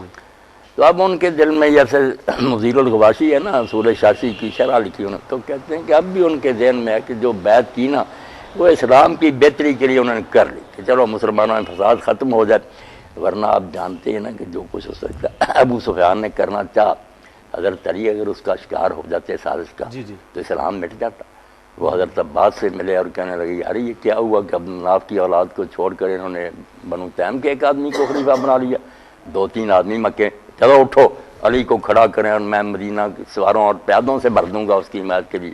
جب حضرت عباس بھی قائل ہو گئے، حضرت علی سے بات کی، اگر وہ محمد علی بیٹا مان جاتے نا بات، اسلام وہیں ختم ہو جاتا۔ انہوں نے بہت دور اندیشی سے کام نے کہا جاہلیت ہم اسلام، کفر میں بھی تو اسلام کا برا سوچتا رہا، اب بھی سوچتا۔ کون ہے وہ پیادے جو میری امداد کے لیے تو لائے گا؟ وہی جو خندق وغیرہ میں لایا تھا، میری امداد کے بہانے لائے گا، نہ میں رہوں گا نہ ابو بکر رہے گا، جا آرام کر، جو بن گیا ٹھیک ہے ہم اس کو قبول کرتے ہیں۔ اچھا، آپ کا کیا اس بارے میں کنسیپٹ ہے کہ جو بعض لوگ کہتے ہیں کہ سیدنا حسن کو زہر جو ہے وہ سیدنا معاویہ نے دیا تھا، بعض لوگ کہتے ہیں یزید نے دیا تھا، اس کے بارے میں کیا پوائنٹ آف ویو ہے آپ کا؟ آپ دیکھتے ہیں کہ اس طرح کی سازشوں کے ثبوت تو نہیں ہوتے کہ لوگ بیان کریں کہ ہمیں تو ویسے ملتی ہیں کہ ان کو زہر دیا گیا زہر، تک تو ہے، یہ تو سب نے لکھا جی ہے ہاں۔ کہ ماتا مسمومن شہید ہوئے وہ زہر سے ہی۔ ٹھیک، اور یہ بھی ہماری اتنی بڑی شرح ہے انور محبود، اس میں وہ لکھتے ہیں کہ یہ جعلہ بنت اشعث نے یزید بن معاویہ کے اشارہ سے یہ کام کیا، ان کی ایک بیوی نے، ابھی بیوی نے۔ اچھا اب یہ بتائیے جو موت پر ہوا نا معاملہ کہ جب حضرت حسن فوت ہو گیا تو مقدام بن مہدی کربن کے ساتھی گئے تھے، تو حضرت معاویہ نے بتایا کہ تمہیں پتہ علی ابن حسین ابن علی فوت ہو گیا، تو حضرت مقدام نے دیکھو نا اخلاقی فریضہ تھا، صحابی سے کہا انا للہ، تو انہوں نے کہا تعدھا مصیبتاً، حسن کا مرنا کوئی افسوس کی بات ہے، اور ایک درباری بولا کہ جمرات نطفہ اللہ، وہ تو آگ کا انگارہ تھا جو خدا نے بجھا دیا، تو وہاں صحابی رسول نے کہا یار افسوس ہے حضور کی ران پر ہوتا تھا اور آپ اس کے لیے یہ کلمے فرماتے تھے اور تم نے اس کی موت پر انا لینا نہیں برداشت کیا۔ یہ باتیں بتاتی ہے نا کہ یہ سازش ان لوگوں نے کی ہے۔ ٹھیک۔ اچھا، اسی ابو داؤد کی یہ والی مقدام بن مہدی والی حدیث میں آگے چلتا ہے کہ وہ پھر کہتے ہیں میں تیرا دل جلاؤں گا، یہ پھر تین خلافت باتیں کے بارے میں جب کہتے رہتے ہیں حضرت حسن نے صلح کر لی، اس میں یہ نہیں بتاتے کہ ان شرائط میں تھا کہ اگر میں زندہ ہوں گا اس وقت تو پھر دوبارہ خلیفہ میں ہوں گا، اور دوسری بات کہ اگر میں نہ ہوا تو تم اپنے بعد کسی کو ولی عہد نہیں مقرر کر سکتے، امت شورا کے ذریعے چنے گے. ٹھیک ہے. سب اچھا اس میں یہ ایک ناسبی ہم پہ اعتراض کرتے ہیں کہ اگر سیدنا علی نے حسن کو اپنے بعد بنایا ہے تو اگر سیدنا معاویہ نے بنا دیا یزید کو تو کیا ہوا؟ کیا یہ چیز یہ محمد علی بھائی بالکل جھوٹ بولتے ہیں. ایک تو شیعہ عقیدہ اس میں علی نے کیا مقرر کرنا, وہ تو کہتے ہیں اللہ نے 12 مقرر کر دیے جیسے نبی مقرر کی, وہ تو بات ہی الگ ہے. دوسری سنیوں کی بات تو بہت صاف آتا, آپ نے کہا نہ میں تمہیں حکم دیتا ہوں نہ تمہیں منع کرتا ہوں, تو افسر تم خود بہتر جانتے ہو, جی چاہے کر لینا بیعت نے. وہ تو حضرت عبداللہ بن عباس نے بعد میں تقریر کی نا کہ علی فوت ہو گیا, یہ ان کا بیٹا ہے, اگر تم چاہو اس کی بیعت کر رہا ہوں. یہ کہاں پہ ہے یہ چیز؟ یہ حاکم میں ہے. ہاں اس لیے نا کوئی نہیں انہوں نے مقرر کیا, جھوٹ بولتے ہیں. کوئی مقرر. اچھا یہ بتائیے کہ یہ پھر جو اب یہ جو بخاری مسلم میں 12 خلیفوں والی حدیث ملتی ہے, یہ 12 خلیفے کچھ ناسبی تو وہ ان کو گننا شروع کر دیتے ہیں, بعد میں بنو امیہ کے خلیفوں کو بھی. اہل تشیع کا کنسیپٹ ائمہ کی طرف جاتا ہے. یہ امت کو یہ حدیث کیسے سمجھ آئے گی یہ 12 خلیفہ کون ہے؟ یہ تو آپ دیکھتے ہیں نا شرح لکھنے والے تھک گئے, اتنے قول ہیں. ہاں جی. آخر میں کوئی کہہ دیتے ہیں متشابہات میں سے, مگر خلیفہ جو ہے نا یا عمرا اس میں پھر نا شیعہ حضرات والے ائمہ جو نا بہت چوٹی کے لوگ ہیں, لیکن حکومت نہیں, وہ حکومت نہیں ملی. ان میں سے حضرت امیر المومنین علی ہیں, بعد میں حضرت حسن ہیں, پھر امام مہدی ہو سکتے ہیں. درمیان میں کوئی نہ حاکم وقت نہیں ہوا. لائق بے شک وہ خلافت کے دوسروں سے زیادہ عمر نہیں نا ان کو فی الواقع ملی, اس لیے وہ تو مراد نہیں. دوسرے جو ناسبی لیتے ہیں کہ لگاتار, اس میں وہ پھر کہتے ہیں ناسبیوں کو دفع کریں, مگر جو اہل سنت میں سے قائل ہے نا کہ لگاتار یزید بھی آگے, یہ ہمارے شیعہ دو دکھاتے ہیں, یہ دیکھو مولا علی قاری نے شرح فقہ نے یزید کو بھی لکھا. بھئی انہوں نے لکھا, ساتھ ہی کہتے ہیں ظالم ہے, بے ایمان ہے, فاسق ہے. وہ کب نیک کہتے ہیں؟ وہ کہتے ہیں اس حدیث میں ان کی مدح نہیں آئی خلیفوں کی, صرف ان کا جو پیریڈ ہے نا وہاں تک کہا کہ اسلام کا غلبہ ہوگا. بعد میں جو نا روب جاتا رہے گا. وہ ٹھیک ہے, جب انہوں نے بنو امیہ نے خود ہی آپس میں ایک خلیفے کو قتل کر دیا, 2 حکومتیں بن گئی, عباسیوں کی الگ, اسپین میں ان کو بنو امیہ, پھر مسلمانوں کی وہ طاقت نہیں رہی. وہ کہتے ہیں ان امیروں کی کوئی مدح کا کلمہ آپ نے نہیں کہا, ان تک اسلام جو ہے نا اس کا غلبہ رہے گا, دنیا پر اس کا روب رہے گا. عمر بن عبد اور جو شاہ ہے نا ابن کثیر اور امام ابن زین, ان کا جو ہے کہ قیامت تک 12 ہوں گے عادلی خلفائے راشدین, مگر لگاتار نہیں 12. آخری جو ہے نا امام المہدی ہوں, امام ابن تیمیہ اور امام ابن کثیر, یہ دونوں اس کے تو بڑا اچھا ہو گیا کہ یہ 12 ہوں گے بھی عادل اور متقی, مگر کچھ ہوگا اور آخر میں جا کر امام مہدی. انہوں نے نہیں یہ معاویہ کو بھی نہیں شمار کیا نا یزید وغیرہ. البدایہ والنہایہ اور منہاج السنہ. اچھا ایک یہ بڑا اس میں خطرناک کوسچن ہے کہ جو صحیح بخاری میں عمار بن یاسر کے بارے میں حدیث ہے, اس میں الفاظ بڑے سخت ہیں کہ عمار ان کو جنت کی طرف بلائے گا, وہ عمار کو دوزخ کی طرف بلائے گا. وہ دوزخ کیا ہے, اس کی کیا تعویل ہو سکتی ہے؟ اب ایک طرف ہم وہ صحیح بخاری کی حدیث لیتے ہیں کہ نبی صلی اللہ علیہ وسلم نے فرمایا کہ میرا بیٹا سید ہے, اس کی وجہ سے 2 مسلمانوں کے گروہوں میں صلح ہو جائے گی. تو مسلمان کے بارے میں تو ہمارا عقیدہ ہے اس نے الٹیمیٹلی جنت میں جانا ہی ہے. وہاں وہ پڑھتے ہیں دوزخ کی طرف بلائے گا. کیا وہ راستہ دوزخ کا ہے, یہ واقعی دوزخ ہے, یہ کیا اس کی تعویل کریں؟ نہیں, اگر یہ بانے مسلمانوں کے 2 گروہوں کی صلح کرائے گا, بالکل ٹھیک ہے, دونوں گروہ مسلم ہی کہلاتے تھے نا, مگر مومن تھے دونوں, یعنی اندر سے جیسے لما یدخل الایمان, کون جانتا کہ مسلم ہے. مسلم تو سب مانتے ہیں کہ بازار وہ کلمہ بھی پڑھتے تھے, نمازیں, سو کارڈ تو سینا مسلم کہہ رہا ہے. دوزخ کی طرف بلاتے ہیں. آج تازہ بھی کتاب آئی, کل ہی دیکھے گا مجھے, وہ ایک ڈاکٹر سے نا عرب کے, انہوں نے لکھی ہے حضرت علی علیہ السلام پر 1200 صفحے کی ہے, مگر وہ جان چھڑانے کے لیے ساری جنگوں میں کوشش کرتا, مگر حق غالب ہے. یہ مانتا ہے کہ جنگ میں بھی حق علی کے ساتھ تھا, صفین میں بھی. یہ حدیث بھی لکھی انہوں نے کہا جو تعویل امیر معاویہ نے کی کہ قاتل وہ جو ساتھ لایا, بالکل باطل ہے. قاتل یہی ہے اور وہی جھوٹے ہیں, اور ان پر یہ حدیث نہیں. وہ تو بلکہ ایک حدیث بڑی خطرناک مل گئی ہے مسند امام احمد میں, شعیب ارنوت نے بھی صحیح کہا ہے اس کو, کہ وہ عبداللہ بن عمر بن عاص کے بارے میں سیدنا معاویہ کہتے ہیں عمر بن عاص کو کہ اس پاگل بچے سے میری جان کیوں نہیں چھڑاتا, یہ میرے سر پہ ہی چڑھا رہتا ہے کہ مار قتل ہو گیا, تو ہمارے ساتھ کیا لے رہا ہے, پھر جا علی کے ساتھ جا کے شامل ہو. تو ان کا میں اس لیے شامل ہوں کہ مجھے نبی صلی اللہ علیہ وسلم نے فرمایا تھا اپنے باپ کے ساتھ. تو وہ تو کلیئر ہو گیا کہ سیدنا معاویہ سے یہ معاملہ ہوا ہے. نہیں, انہوں نے نہیں قتل کیا. اچھا, وہ ابو الغادیہ کا نام آتا ہے, اور مسند امام احمد میں مسند ابی غادیہ موجود ہے, اب ہمارے اہل سنت یہ کہتے ہیں وہ صحابی ہے، اس سے حدیثیں لی ہوئی ہیں صحابیاں- احمد بن حنبل نے، صحابیاں اور آپ بلکہ- کہہ رہے ہیں کہ عمار کا قاتل جو ہے وہ دوستی ہے. دوسری قاتل ہوا طالب فنار. اچھا اور یہ ابن حزم وہ بھی لکھتا نا کہ ابو الغالیہ اصحاب بیت رضوان میں بھی تھا. رضوان میں ہاں مگر یہ کام اسی نے کیا قتل کا. نہیں لیکن وہ دوستی والی جو ہے کہ عمار کا دوستی والی کی جو اگر ہم کچھ بچانا چاہیں تو کوئی بات نہیں. بہت سے کام نا جن کے لیے آپ نے فرمایا کو کرمار کی طرف بلاتا ہے، جوا کھیلے وغیرہ دوزخ کی طرف دعوت دیتا، تو کام دوزخیوں والے ہیں. باقی اس کے دوسرے اعمال کی وجہ سے یہ اللہ اپنی رحمت سے اگر معاف کر دے گنجائش کی اس کی کیا اہل سنت کئی میں کاموں پر آتا نا کہ یہ ٹھیک کام کفر کے ہے یا جاہلیت کے ہے. یہ بخاری مسلم میں تو ملتا ہے کہ 70,000 جو لوگ ہیں میری امت سے بغیر حساب و کتاب کے جنت میں جائیں گے. کیا یہ بھی کہیں کسی حدیث میں ملتا ہے کہ تمام صحابہ جو ہیں وہ ڈائریکٹ جنت میں جائیں گے، کسی کو دوزخ کا پھیرا نہیں لگے گا؟ نہیں، یہ جو ابن حزم وغیرہ نے عقیدہ بنا لیا نا کہ سارے جو ہے نا جنتی ہیں، یہ اس کی کوئی دلیل نہیں. کیونکہ 70,000 سے تو زیادہ قرآن میں ان کی مزہ بھی بڑی ہے. جو کبھی کبھی کوتاہیاں ہوئی وہ بھی قرآن بڑا پڑا. اب آنکھیں بند تو نہیں کرنی چاہیے، بشری تھے، کئی موقع پر لان ٹوکا. جنگ احد میں دوڑ گئے تو اللہ نے اساتم رسول کہا کہ تم نے رسول کی نافرمانی.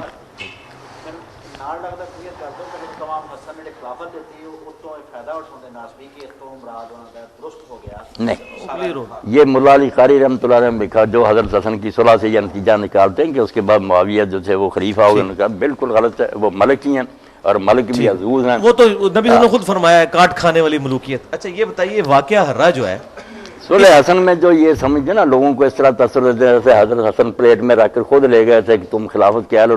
بھائی پہاڑوں جیسے لشکر لے آیا، ابھی ان کی بیعت ہی ہوئے تھے، فوجیں لے کر آ گیا شام سے، لشکر آمنے سامنے کھڑے ہو گئے. ادھر انہوں نے دیکھا کہ باپ میرے کو اس نے بس کیا مکر و فریب سے، اب میں جنگ لڑوں گا جیت جاؤں پھر کیا. لوگ کہیں اچھا اس میں بخاری میں الفاظ ہیں کہ سیدنا حسن نے کہا کہ ہمارے گورنروں کو پیسوں کی عادت پڑ چکی ہے، تو آپ نے رقم لے کے صلح کی ہے. اس کو بعض ناسبی اس طرف لے جاتے ہیں کہ سیدنا حسن معاذ اللہ کوئی دنیا کے طالب تھے، وہ انہوں نے ٹانٹ کے طور پہ بات کی تھی کہ ان کو تم نے خرید لیا ہوا ہے پیسے دے کے، اس معنوں میں وہ ٹھیک. اچھا واقعہ ہررا کیوں ہوا تھا؟ واقعہ ہررا کی وجہ کیا تھی؟ اصل وجہ واقعہ ہررا کی وجہ یہی ہوئی کہ جب امام حسین علیہ السلام شہید ہو گئے تو اس کے بعد نفرت پھیل گئی نا لوگوں کے دل میں. پھر انہوں نے گورنر مدینہ کو یزید نے لکھا کہ جو امراء ہیں نا بڑے بڑے رؤساء، ان کا ایک وفد بھیجو، ان کو تحفے تحائف دیے، بہت ان کی مدد کی کہ ان کو اپنے ہاتھوں میں لیں. مگر انہوں نے جب کرتوت اس کے دیکھے نا تو واپس آئے اور لوگ پھر مسجد میں جمع ہوئے کہ رپورٹ دو. انہوں نے کہا بس اگر تم پتھروں کی بارش سے بچنا چاہتے ہو تو اس طرح پگڑیاں اتار کر پھینک لی کہ جیسے ہم نے اس کی بیعت پھینک لی ہے. بیعت پھینک دو. ہم ایسے شخص کے پاس سے آ رہے ہیں جس کے پاس نہ دین ہے نہ اسلام کوئی نہیں. اس لیے مدینہ والوں نے پھر ان کے کہنے پر بڑے بڑے وہ صاحب تھے کہ لیکن وہ عبداللہ بن عمر کیوں صحیح مسلم میں آتا ہے کہ وہ لوگوں کے پاس جاتے تھے کہ بیعت نہ توڑو بیعت نہ توڑو. ایک عبداللہ بن عمر ہی ہے نا جنہوں نے اپنے بچوں وغیرہ کو اکٹھا کیا. پورا مدینہ جو تھا ٹھیک ہے وہاں سارا ایک اہل مدینہ نے خراب بیعتیں کر لیا. اچھا عبداللہ بن زبیر رضی اللہ تعالیٰ اب عبداللہ بن عمر رضی اللہ کو دیکھیں نا کمزوری سمجھ لیں کہ علی رضی اللہ کی بیعت نہیں کی. ہاں یہ بھی پوچھنا تھا کیوں نہیں کی. بعد میں معاویہ کی کر لی، پھر یزید کی بھی کر لی، پھر عبد الملک کو بھی خط لکھ دیا کہ میں آپ. ہاں وہ بخاری میں موجود ہے. یہ کیا چکر ہوا ہے عبداللہ بن عمر والا؟ سمجھ نہیں آتی. ایک طرف تو یہ گروہ جو ہے نا ہمارے سامنے حدیثیں لاتا ہے کہ خلیفہ فاسق فاجر بھی ہونا، تمہارا مال لوٹ لے مارے، اس کے خلاف کچھ نہ کرو. علی جو ہے اتنے درجے کا بھی نہیں تھا، چلو معاویہ جی سے ہلکا ہی سمجھو. وہ فاسق فاجر ہی معادلہ ہوتا بن گیا ہے. تمہاری جو حدیثیں کہ فاسق فاجر کے خلاف عروج نا اس پر ہی عمل کر لیتے، اس کو فاسق فاجر سمجھ کر اس کا ساتھ دے دیتے. معادلہ کچھ نہیں کیا، کمزور کیا انہوں نے. اچھا اب یہ اسی میں میرا سوال ہے کہ یہ بڑی خطرناک چیز ہے کہ سیدنا حسین کا جو سٹانس ہمیں نظر آتا ہے رضی اللہ تعالیٰ عنہ وہ بالکل ڈیفرنٹ ہے، جبکہ بخاری مسلم میں اتنی حدیثیں ہیں کہ جب ایک بندے کے ہاتھ پہ بیعت ہو جاتی ہے اس کے خلاف نہ کھڑے ہو اور مظلومیت بھی اسی طریقے سے سہتے رہو. اور یہاں تک کہ صحیح مسلم میں موجود ہے، ایک میں یہ بات پوری کر لوں، صحیح مسلم میں ہے کہ عمر بن عاص کے بیٹے عبداللہ بن عمر کے پاس کوئی شخص آیا، اس نے کہا کہ یہ آپ کے چچا کا لڑکا معاویہ کہتا ہے ہم لوگوں کا مال حرام طریقے سے کھائیں اور لوگوں کو قتل کریں. تو وہ سر کافی دیر تک جھکائی رکھا، پھر انہوں نے کہا کہ اچھے کاموں میں اس کی اطاعت کرو اور بروں میں الگ رہو. تو یہ مجھے بتائیں صحابہ کرام علیہم رضوان تو اس مسئلے میں یہ کرتے رہے، اب ہمیں کیا تکلیف ہے کہ 1400 سال بعد خلافت قائم کرنے کی کوشش کریں؟ انہوں نے کیوں نہیں کاٹ کھانے والی ملوکیت کے خلاف بات کی؟ ہم پہ کیوں یہ واجب کیا جا رہا ہے کہ ہم اپنی خلافت قائم کریں اور اس طرف جائیں؟ صحابہ کرام ہزاروں کی تعداد میں موجود تھے تزکیہ نفس والے، ان سے تو کام نہیں ہوا کہ وہ ہٹا سکیں یزید کو، اور وہ لوگ اس وقت اپنی جانیں بچانوں کے چکر میں جس میں بھی تھا مصلیحت کا شکار ہوئے. تو ہم سے کیوں ایکسپیکٹ کیا جاتا ہے کہ ہم جناب اپنی جانیں سولی پہ لٹکا دیں؟ اس کے بارے میں آپ کا کیا موقف ہے؟ 2-3 باتیں بیان ہو جائیں اور بس سلسلہ بن کے. ایک تو جو ہے خروج کا مسئلہ، کہ جو ممانت کی روایت ہے نا کہ خلیفہ فاسق فاجر بھی ہوتے، یہ بعد میں جس کو فسق لاحق ہو جائے نا، پہلے سالے تھا صحیح طریقہ سے امت نے چنا، خلافت اس کی صحیح منع کر دی، بعد میں فاسق ہو گیا. اس کے بارے میں یہی ہے کہ کوشش کرو اصلاح کی، حتی الامکان ناخون ریزی سے بچو. جس کا پہلے ہی فسق ہو نا، اس کے بارے میں تو علماء نے صاف لکھا کہ فاسق کی بیعت منعقد ہی نہیں ہوتی، سرے سے وہ خلیفہ ہی نہیں بنا. اس لیے جیسے نکاح کا معاملہ ہے کہ کوئی خاوند بن جائے پھر وہ حدیثیں پیش کرے کہ خاوند کی اطاعت کر، جب وہ خاوند ہی بیوی سے مطالبہ کیا کرتا، فاسق شروع سے ہی خلیفہ نہیں بنتا. اچھا، جو صالح ہے جس کی بیعت امت نے بالکل رضامندی سے کی ہے، وہ بعد میں بدقسمتی سے فاسق ہو جائے پھر وہی ہدایت ہے کہ حتی الامکان اصلاح کی کوشش کرو، بغاوت سے بچو. باقی جو صحابہ نے نہیں کیا وہ آپ دیکھ لیں. میں نے وہ جال ہمراہ میں لیکچر دیا، آپ نے سن ہی لیا ہوگا. میں نے کہا لوگ جو حضرت امام حسین کا شروع کرتے ہیں نا ولی یزید سے، بات نہیں واضح ہوتی. تاریخ میں یہ بڑا فریب ہوا ہے کہ لوگوں نے حضرت معاویہ کو چھپا لیا. پھر ہر وقت کہتا ہے یار جب سسٹم ٹھیک تھا تو یزید برا بھی تو پھر کیا ہوا. اگر 20 سالہ دور کو ہم دیکھیں نا کہ حضرت علی کی حکومت کے بعد اس نے کیا کیا، حضرت حسن کی دستبرداری. اور میں نے تو صلح حسن پر بھی خطبہ دیا کہ وہ کیا ہی آپ نے اس لیے تھا کہ اس نے جو ڈھونگ رچا لی نا حضرت عثمان رضی کے قصاص کا، اس سے امت میں بہت بڑے لوگ مغالطے کا شکار ہو گئے کہ باقی یار وہ چچا کا بیٹا خلیفہ مظلوم شہید ہوا، قصاص نہیں لیا گیا. آپ نے فری ہینڈ دے کہ اس کے چہرے سے نقاب پھر ہی اترے گا، پورا موقع دو. امت نے دیکھ لیا، نہ قصاص کسی نے پھر وہ مسئلہ اٹھایا، نہ قاتل کوئی اس پر کوئی عمل اٹھایا. اور بعد میں نماز، زکوٰۃ، حج جو عبادتیں ہیں نا ان کو بھی اصل حالت پر نہیں رہنے دیا. اتنی تبدیلیاں کی کہ لوگ روتے، مگر وہ جبر اتنا تھا کہ کوئی چارہ نہ رہا. حضرت امام حسین رضی اللہ عنہ جو بے صبر ہو گئے نا، حالات سب جانتے تھے کہ میرا باپ بے بس ہو گیا، حسن نے حکومت چھوڑ دی، مجھے کیا حمایتی ملیں گے. اگر کوفہ اپنے وعدے پر بھی رہتا تو ایک کوفہ جو تھا وہ محمد علی سارے ملکوں کا مقابلہ کر سکتا تھا. یہ باتیں واضح تھیں. اور اپنے نانا سن چکے تھے کہ تیری موت جو ہے نا وہ طاف میں ہوگی، وہ اپنی منزل کی طرف جا رہے تھے، مگر انہوں نے احتجاج کا راستہ اختیار کیا بجائے لوگوں کو اکٹھا کرنے کے. نا جو آ جاتے تھے ان کو بھی کہتے یار میرا ساتھ دے کر تم نے کیا لینا، میں تو موت کی طرف سفر کر رہا ہوں. یہ صاف کہہ دیتے تھے، کسی سیاسی لیڈر کی طرح دھوکہ نہیں دیا کہ نہیں بڑی کامیابی، صاف کہا کہ تم کیوں میرے ساتھ کرتے ہو. اسی لیے لوگ پھر ہٹتے جاتے تھے. انہوں نے بالکل نہ کہ میں مظلوم بن کر اپنے بچوں اور بہنوں کو ساتھ لے کر کھڑا ہو جاؤں. یہ امت سوچے کہ ابھی حضور کو قبر میں گئے 50 سال ہوئے اور یار کیا قیامت آ گئی کہ فرزند رسول جو ہے نا اپنا گھر چھوڑ کر نکلنے پر مجبور ہوا. اس لیے کوئی جنگی تیاری نہیں کی، کوئی سیاسی خطبے نہیں دیے، بس مظلوم بن کر وہ میدان میں کھڑے ہو گئے کہ میرے ساتھ جو کرنا کر لو، تم نے اسلام کا راستہ چھوڑ دیا، یہ دین کا راستہ نہیں جس پر تم چل رہے. اور اس کی برکت ہے محمد بن مائی امت پوری نے نا ٹھیک ہے صحابی مانا جو حضرت معاویہ کے دور کو خلافت راشدہ نہ تسلیم کسی نے بھی نہیں کیا. یزید کے دور کو کسی نے خلافت نہیں مانا. یہی ہے کہ یہ لوگ متسلط سے غالب آ گئے تھے، کوئی ان کو صحیح خلیفہ نہیں. یہ حضرت حسین علیہ السلام کے احتجاج کا نتیجہ، ورنہ خاموش رہتے نا مور لگ جاتی کہ جو ہو رہا ٹھیک ہی ہو رہا. وہ حدیثیں تو اپنی جگہ موجود ہے نا مسند امام احمد میں کہ 30 سال کے بعد کاٹ کھانے والی ملوک کاٹ شروع ہو جائے گی. اٹھنا کس نے تھا؟ آپ نے دیکھا کبھی عمر بن حمد کا سر کاٹ کر ملکوں میں گھمایا جا رہا، کبھی کسی کو ختم کیا. حجر بن عدی بے گناہ جو صرف بات تو اتنی ہوئی کہ خطبہ دے رہا تھا، زیادہ اثر کا وقت بھی جا رہا تھا. انہوں نے کہا یار کوئی نیا نبی نہیں آیا، نہ کوئی کتاب اتری ہے، کس نے واقعات بدلے، نماز تو پڑھاؤ. جھوٹا مقدمہ بغاوت کا بنا لیا، بیڑیاں لگا کر ادھر شام کو لے گئے.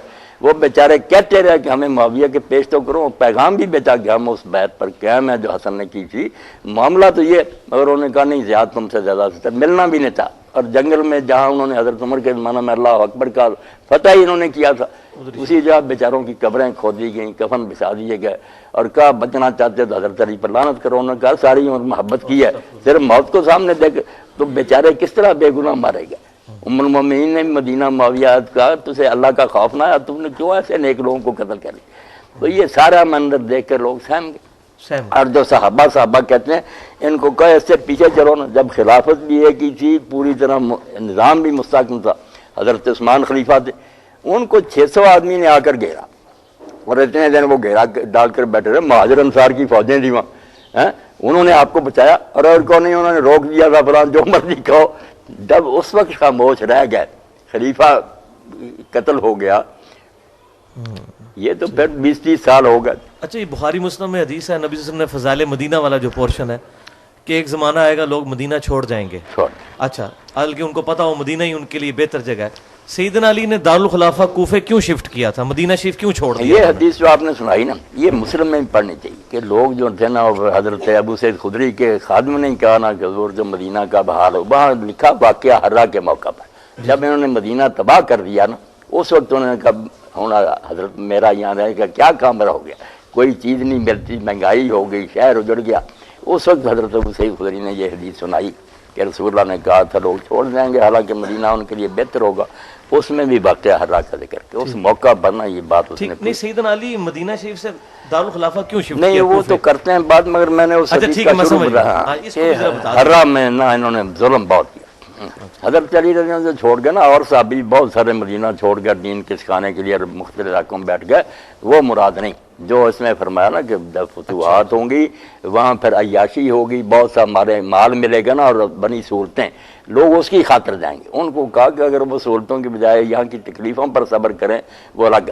اور حضرت علی رضی اللہ عنہ نے کیا دارالخلافہ بدلنا چاہیے، تو اعتراض کرنے کے لیے برائے اعتراض کرتے پھرے، بھائی تسی کہہ دو چھڑا دیا کہ ابھی خلافت جو ہے بیعت ہو رہی ہے، ام المومنین ان کے ساتھی لشکر لے کر بصرہ میں چلے گئے، یہ ان سے نپٹنے کے لیے جا رہے ہیں، ادھر خبر آ گئی کہ معاویہ لشکر لے کر آ رہا سفین، 4 سال ضائع کیے ان کے، اور الٹا ہی اعتراض بنا لیا، مدینہ چھوڑ گئے۔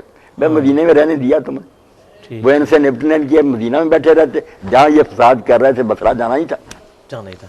اچھا، یہ واقعہ حرہ کے بعد جو عبداللہ بن زبیر کے اوپر چڑھائی یہی مہینہ جو جمادی الاولیٰ آ رہا نا، اس کی 15 تاریخ تھی نا، جب جنگ جمل میں حضرت علی نے فتح پائی، اور پھر حضرت سے پھر بھی ان کے دیکھیں نا بلند حوصلگی کیا، ام المومنین کو ایک مکان میں ٹھہرایا، خود گئے اور کہا اب بھی میرے دل میں تیرا احترام ہوئی جو پہلے تو رسول کی وہ بھی کرتی تھی، مگر میرے خلاف جو تم نے کیا اس کا کوئی حق تو نہیں، پھر وہ بھی روتی تھی کہ مجھ سے غلط کام ہوا۔ عبداللہ بن زبیر پہ جو حملہ کیا گیا تھا واقعہ حرہ کے بعد، مکہ شریف پر بیت اللہ جلا دیا انہوں نے، بیت اللہ جلا۔ اچھا، عبداللہ بن زبیر کے بارے میں اہل سنت میں تو بڑی رسپیکٹ پائی جاتی ہے، صحابی ہیں سب کچھ، لیکن میں نے اہل شیعہ کی جو میتھولوجی ہے اس میں عبداللہ بن زبیر کو انہوں نے بڑی نٹوریس پرسنالٹی کے طور پہ پیش کیا ہے، ایک دنیا پرست قسم کا، اور پھر زبیری خلیفہ اور اموی خلیفہ اس طرح کمپیریزن کروایا ہے۔ یہ کیا وجہ عبداللہ بن زبیر سے کیوں چڑھا ہے اہل؟ میں نے وہاں اسلام آباد میں آپ موجود نہیں تھے، نے کہا تھا کہ یہ شیعہ اور سنی پہلے اگر کچھ کام کرنا پہلے بیٹھ کرنا کوئی ایسی اکیڈمیاں کہ اپنی حدیثوں اور تاریخوں کو چھانٹیں کہ اس میں صحیح کتنا مواد ہے، اس سے کچھ نتیجے نکالیں، کیونکہ ملاوٹ تو بہت ہوگی، لاکھوں کی تعداد۔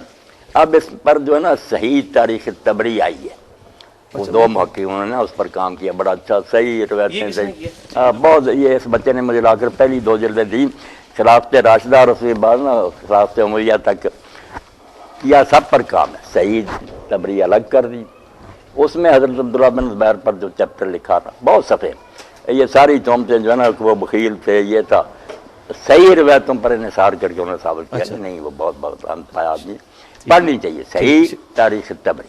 شیخ صاحب، یہ مختار سقفی ہے، اس کے بارے میں جو صحیح مسلم میں حدیث ملتی ہے، نام تو اس کا نہیں ہے، نہیں کہ بنو ثقیف میں ایک کذاب ہوگا اور ایک مبیر ہوگا، ظالم ہوگا، تو اسماء بنت ابی بکر کہتی ہیں رضی اللہ تعالیٰ عنہ کہ ہم وہ جھوٹا تو دیکھ چکے، ہاں جی، تو وہ حجاج بن یوسف کو کہا کہ ظالم تو ہے۔ اب اس میں ہماری جتنی شروحات ہیں اس میں تو مختار سقفی کا نام ملتا ہے۔ اچھا، دوسری طرف مختار سقفی سے جو اللہ تعالیٰ نے اتنا بڑا کام لیا ہے، اچھا، تو اب اس میں یہ مختار سقفی کا نام کسی حدیث میں آیا ہے، یہ کہاں سے نکلا ہے؟ اور اگر مختار سقفی نہیں تو وہ قذاب کون تھا؟ وہ قذاب تو اللہ جانے، نام نہیں کوئی آیا۔ باقی دیکھنا جو بات آپ نے کہ کام بڑا کیا، یہ تو ابن کثیر جیسا آدمی جو جہاں تک ممکن ہوتا صفائی دینے کی کوشش کرتا بنو امیہ، مگر وہ بھی کہتا کہ مسلمانوں کے دل جو جلے ہوئے تھے نا اور سینے سڑ گئے تھے کہ حضور کے بچے کے ساتھ یہ سلوک اور دنیا آرام سے بیٹھی رہی، تو اس نے اس غیظ کو شفا بخشی، جب یہ اس نے قتل کیے نا مسلمانوں کے سینے ٹھنڈے ہوئے کہ الحمدللہ ان ظالموں میں سے زمین پر کچھ چلتا پھرتا نظر نہیں آتا۔ اور جب مصعب نے اس کا حصار تنگ کر دیا نا، رسد بھی روک دی، ساتھی جو تھے انہوں نے امان مانگ لی، تو مختار نے پھر دیکھنا آخر وقت آدمی کے مخلص ہونے کی دلیل ہوتی ہے نا، غلطی الگ بات ہے کہ اس نے غسل کیا میت والا, خوشبو لگائی, کفن پہنا. اس نے کہا مسلم میں نے اللہ سے جو دعا مانگی تھی نا کہ مجھے اتنا وقفہ دے دے کہ زمین پر قاتلان حسین میں سے چلتا پھرنا نظر نہ آئے. وہ کام ہو گیا. اب پوری دنیا میں کوئی بندہ جو گیا تھا اس جنگ میں زندہ نہیں, اس لیے مجھے جینے کی کوئی نہیں خواہش. جو کرتے ہو میرے ساتھ کر دو. ان کی بیویوں کو بعد میں مسلم نے تنگ کیا نا, تم بیان دو کہ وہ نبی کہلاتا تھا اور اس نے دعویٰ کیا تھا. ان بیچاریوں نے ان کو بہت ظلم کے ساتھ اس نے قتل کیا نا, مسلم نے ظلم کیا بڑا. انہوں نے کہا ہم کس طرح گواہی دیں, ہماری عمر اس کے گھر میں گزری. جو اس نے کہا تھا کہ میں حسین کا بدلہ لوں گا, اس میں کیا جھوٹ اس نے بولا, سچ کر دکھایا. اور ہم نے کبھی یہ بات اس سے نہیں سنی کہ میں نبی ہوں یا میرے پاس کوئی وحی آتی ہے. یہ سب بہتان ہے, ہم اس کے خلاف یہ گواہی کیوں دیں؟ اچھا, عبداللہ بن سبا کا ذکر شیعہ کی کتابوں اور میں جیسے ملتا ہے. ابن حزم لکھتے ہیں نا کہ صحابہ کرام اس کے پیچھے جمع پڑھتے تھے, نماز پڑھتے تھے, اس کے بیت المال کو زکوٰۃ دیتے تھے, اس سے وظیفے قبول کرتے تھے. تو جاج میں یوسف کے پیچھے بھی پڑھتے تھے. نہیں پڑھتے تھے. پھر وہ یہ کافر ہونا جو کہتے ہیں نہیں, بات نبی کی ہے نا, اگر اس نے نبی ہونے کا دعویٰ کر دیا تھا اس لیول کا نہیں تھا. پھر اس لیول کا نہیں. پھر وہ اچھا, فاصلے عبداللہ بن سبا کا ذکر اہل سنت کے ہاں تو بہت ملتا ہے, اہل تشیع کی کتابوں میں بھی. ابھی شیخ زبیر علی زئی صاحب نے بھی ایک روایت, وہ رجال کشی کتاب ہے, اس میں سے نقل کی ہے کہ امام جعفر کہتے ہیں رحمۃ اللہ علیہ کہ یہ ہماری طرف جھوٹی چیزیں منسوب کرتا ہے اور ہمارے ائمہ اہل بیت کا راستہ اس نے چھوڑ دیا ہے. تو عبداللہ بن سبا کے بارے میں مجھے پتہ چلا ہے کہ آپ کا شاید کانسیپٹ یہ ہے کہ آپ کوئی کہتے ہیں کہ اس طرح کی کوئی پرسنالٹی نہیں تھا. نہیں, ایسی بات نہیں. میں یہ کہتا ہوں سنی سنائی بات ہے, میں تحقیق کر رہا نہیں ہوں. ٹھیک ہے. کئی لوگوں نے تو کتابیں لکھی ہیں نا شیعوں میں, ہم سے بھی لکھی ہیں. تھا حسین بھی کہتا تھا کہ لوگوں نے گاڑ لی بات, مگر یہ بات جو نا شیعوں کی کتابوں میں تو ٹھیک ہے, واقعی ذکر یہ بات نہیں نا ہے. ہاں جی.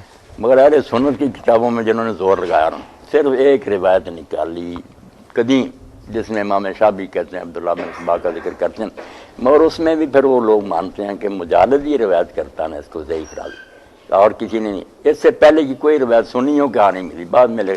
اور اسی لیے آپ دیکھتے ہیں نا حدیث کی کتابوں میں حضرت عثمان کے فتنہ کے بارے میں بہت کچھ لکھا, مگر عبداللہ بن سبا کا نام صحاح میں یا کہیں نہیں آتا. ادھر تو کہیں نہیں.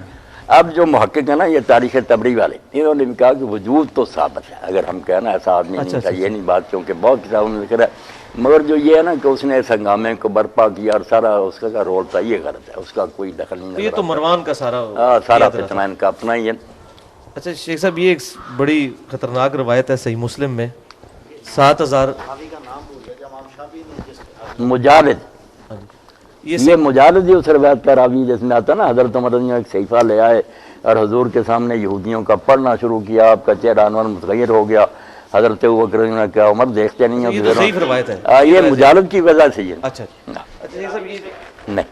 اچھا صحیح مسلم میں ایک حدیث ملتی ہے کہ جب سیدنا عمار سے کسی نے پوچھا کہ آپ علی اور معاویہ والے مسئلے میں علی کے ساتھ کیوں ہیں, کیا رسول اللہ نے کوئی عہد لیا تھا؟ تو انہوں نے کہا نہیں, یہ میری اپنی رائے ہے, البتہ رسول اللہ صلی اللہ علیہ وسلم نے ہمیں بتایا تھا کہ میرے صحابہ میں 12 منافق ہیں. اچھا, اب یہ 12 منافق ہیں, وہ جنت میں داخل نہیں ہو سکتے جب تک اونٹ سوئی کے ناکے سے نہ گزرے. اور حضیفہ کا بھی ذکر کیا اس میں انہوں نے.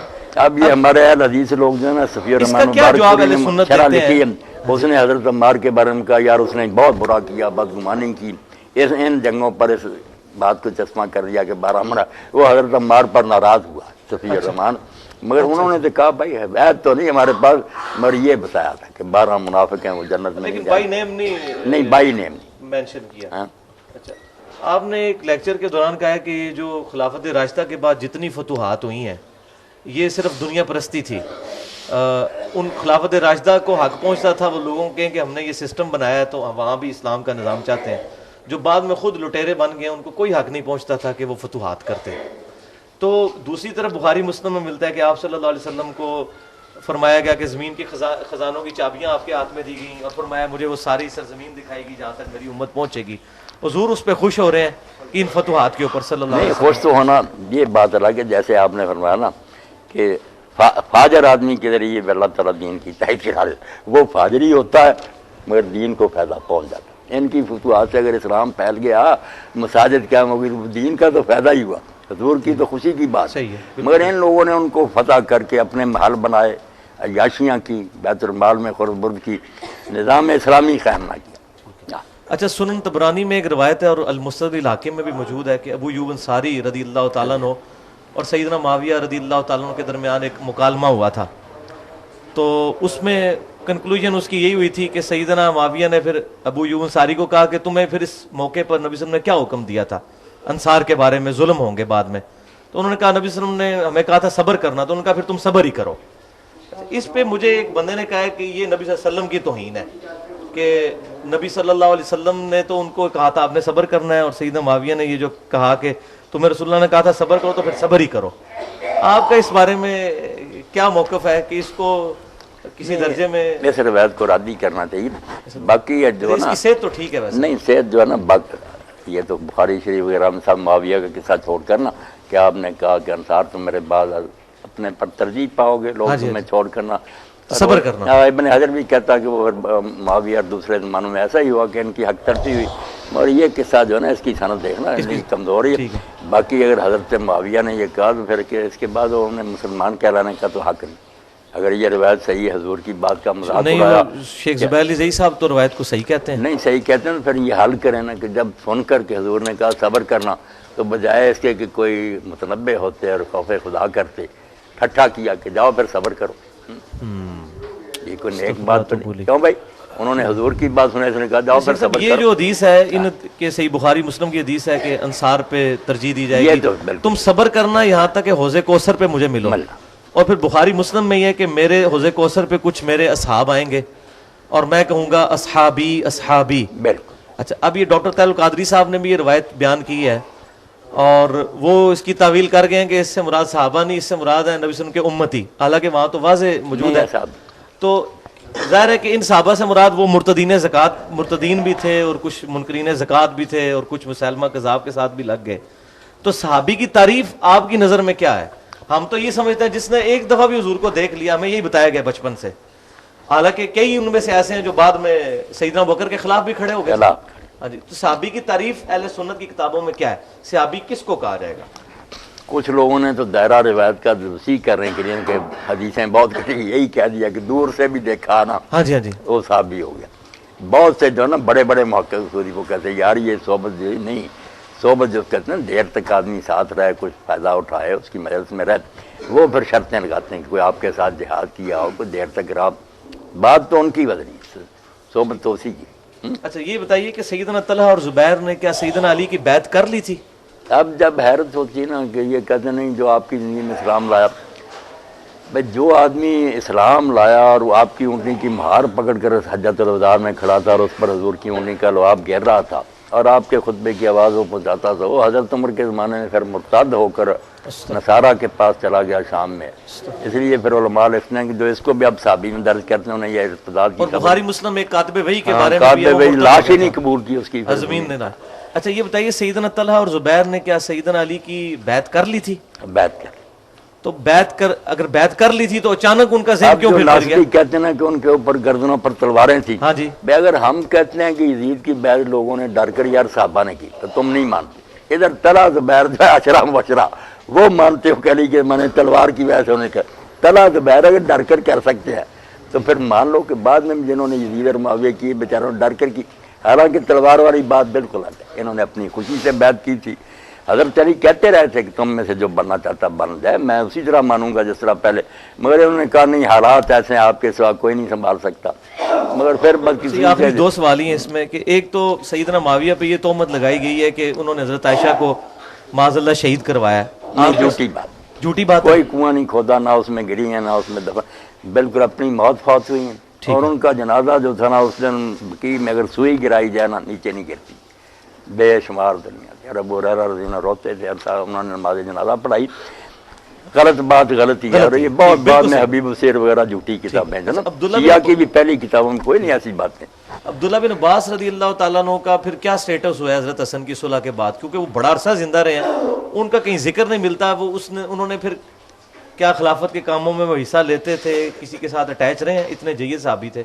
اس کے بارے میں آپ کے علم میں؟ نہیں وہ تو میرے علم میں جو نا ہے تو اسی طرح روایتیں تاریخی، مگر یہ بات جو ہے نا کہ جب عبداللہ بن زبیر ان سب علاقوں پر حاکم بن گیا نا یزید کے بعد، تو شام میں ان کو معاویہ کی حکومت وغیرہ رہ گئی.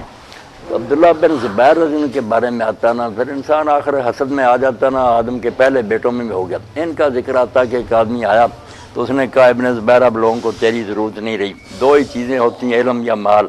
عبید اللہ کے دروازے سے لوگ کھانے کھا رہے ہیں عبداللہ کے پاس علم سیکھ رہا ہے، عباس کے دونوں بیٹوں نے یہ کام سنبھال لیا، تو نام ہی رہے تو تیرے نہ ہونے سے کیا فرق۔ ان کے دل میں نہ کچھ اس بات سے نہ حسد پیدا ہو گیا، انہوں نے پھر حکم بھیجا کہ تم دونوں نے شہر چھوڑ دو۔ تو حضرت عبداللہ بن عباس نے کہا کہ ابن زبیر کون سی بات غلط ہے، لوگ مجھ سے علم سیکھتے علم چھوڑ دوں یا یہ خیرات کرتا عبید اللہ، یہ ان میں سے برا کام کو انہوں نے کہا میں نہیں جانتا۔ پھر یہ طائف چلے گئے، باقی ساری زندگی وہاں انہوں نے پھر نہ حضرت میں تنہائی۔ اچھا وہ جو مسلم میں خطبہ ملتا ہے متا والا کہ عبداللہ بن زبیر نے عبداللہ بن عباس کی طرف اشارہ کر کے کہا کہ بعض لوگ عقل کے بھی اندھے ہیں اور دنیا میں بھی اللہ نے ان کو اندھا کر دیا ہے۔ محمد علی کو یہ تو نہیں کہ وہاں قید کر دیے گئے تھے طائف سے، ٹھیک ہے۔ زیارت اچھا وہ وغیرہ متا والی جو روایت ہے کہ سیدنا ابن عباس متا کے بارے میں کافی عرصہ تک فتویٰ دیتے تھے دیتے اور اہل سنت کہتے ہیں بعد میں انہوں نے رجوع بھی کیا ہے۔ نہیں، رجوع نہیں ثابت ہوا۔ رجوع نہیں۔ اچھا متا کے بارے میں 9 صحابی جو نا ابن حزم نے نام لے کر ان کے نا روایتیں دے کر کہا کہ یہ حضور کے بعد بھی قائم رہے ہیں کہ متا حلال ہی ہے۔ آخری سوال یہ ہے کہ وہ جو جس کی وجہ سے میں مطلب حسینیت والے منہج پہ آیا ہوں وہ ابن عباس کا خواب ہے مسند امام احمد میں، نبی صلی اللہ علیہ وسلم کو خواب میں دیکھا بال بکھرے ہوئے ہیں اور خون کی شیشی پکڑی ہوئی ہے۔ کوئی شک اچھا اس میں وہ تو حدیث زبیر علی زئی صاحب نے بھی لکھا ہے کہ حدیث متواتر ہے وہ، یہ بتائیے کہ اس میں وہ جو خون کی شیشی پکڑی ہوئی ہے اور فرمایا میں صبح سے اہل بیت کا خون جمع کر رہا ہوں، اس میں محض ہمارے بریلوی بھائی اور شیعہ بھائی یہ کہتے ہیں کہ نبی صلی اللہ علیہ وسلم میدان کربلا میں وہاں موجود تھے، کیا اس کا کوئی ثبوت ملتا ہے یہ برزخ کے معاملات ہیں؟ اس میں آپ کا کیا پوائنٹ آف ویو ہے؟ نہیں، برزخ کے معاملہ اچھا اس کو یہ نہیں کہنا جو چاہیے؟ دیکھتا نا آدمی وہ بات تو ایک سمجھائی جاتی ہے، پھر حضور کا نظر آنا تو سچائی ہے، مگر یہ جو نا کہ آپ وہاں گئے اور یہ کیا کہ اس کی کوئی ضرورت نہیں، وہ تو ظلم کا بتایا آپ نے کہ دیکھو کیا میری اولاد کے ساتھ ہو رہا۔ آخری سوال حافظ صاحب کے پوائنٹ آف ویو سے ہے، کر حافظ لے صاحب یہ کہہ رہے تھے کہ پہلے میں نے سوال بھی قرآن سے غدیر خم سے شروع کیا تھا کہ غدیر خم میں نبی صلی اللہ علیہ وسلم نے صحیح مسلم میں جو حدیث ہے فرمایا قرآن اللہ کی کتاب ہے، یہ اللہ کی رسی ہے، اس کو پکڑو اپنا یہ الہدا والنور ہاں جی، فخذوا بسبب، جو اس کو پکڑے گا ہدایت پہ، جو چھوڑ دے گمراہ، اور دوسرا اہل بیت کا حسن سلوک۔ لیکن کیا وجہ ہے کہ آپ کے بارے میں یہ کنسیپٹ ہے کہ آپ نے وہ دوسرے حصے کو بہت زیادہ ڈومیننٹ کر دیا ہے، جو اصل چیز تھی کہ کتاب اللہ کو پکڑنا ہے، آپ کا ایمفسائز اس پہ زیادہ ہونا چاہیے تھا۔ نہیں میرا خیال پچھلا خطبہ ہی تھا، میں نے نہیں پچھلا نہیں، اوور آل جو آپ کی جو ایک پرسنالٹی میں نے کہا لوگوں نے سنت کو سیٹ دی، کسی نے اس میں بہر بیت کو سیٹ دیے، دین کے لیے آپ نے صرف کتاب۔ ٹھیک ہے، جزاکم اللہ خیر جی، سبحانک اللہ خیر سے رکھے، بڑی خوشی، حافظ صاحب تک بھی سلام پہنچائیں، اور جو کوئی باتیں آپ کے علم لکھ کر بھی دیں ان پر غور کریں گے انشاءاللہ، جو حق ہوگا قبول کریں۔ جزاکم اللہ خیر۔ سبحانک اللہم و بحمدک اشہد ان لا الہ الا انت۔ بڑی خوشی اللہ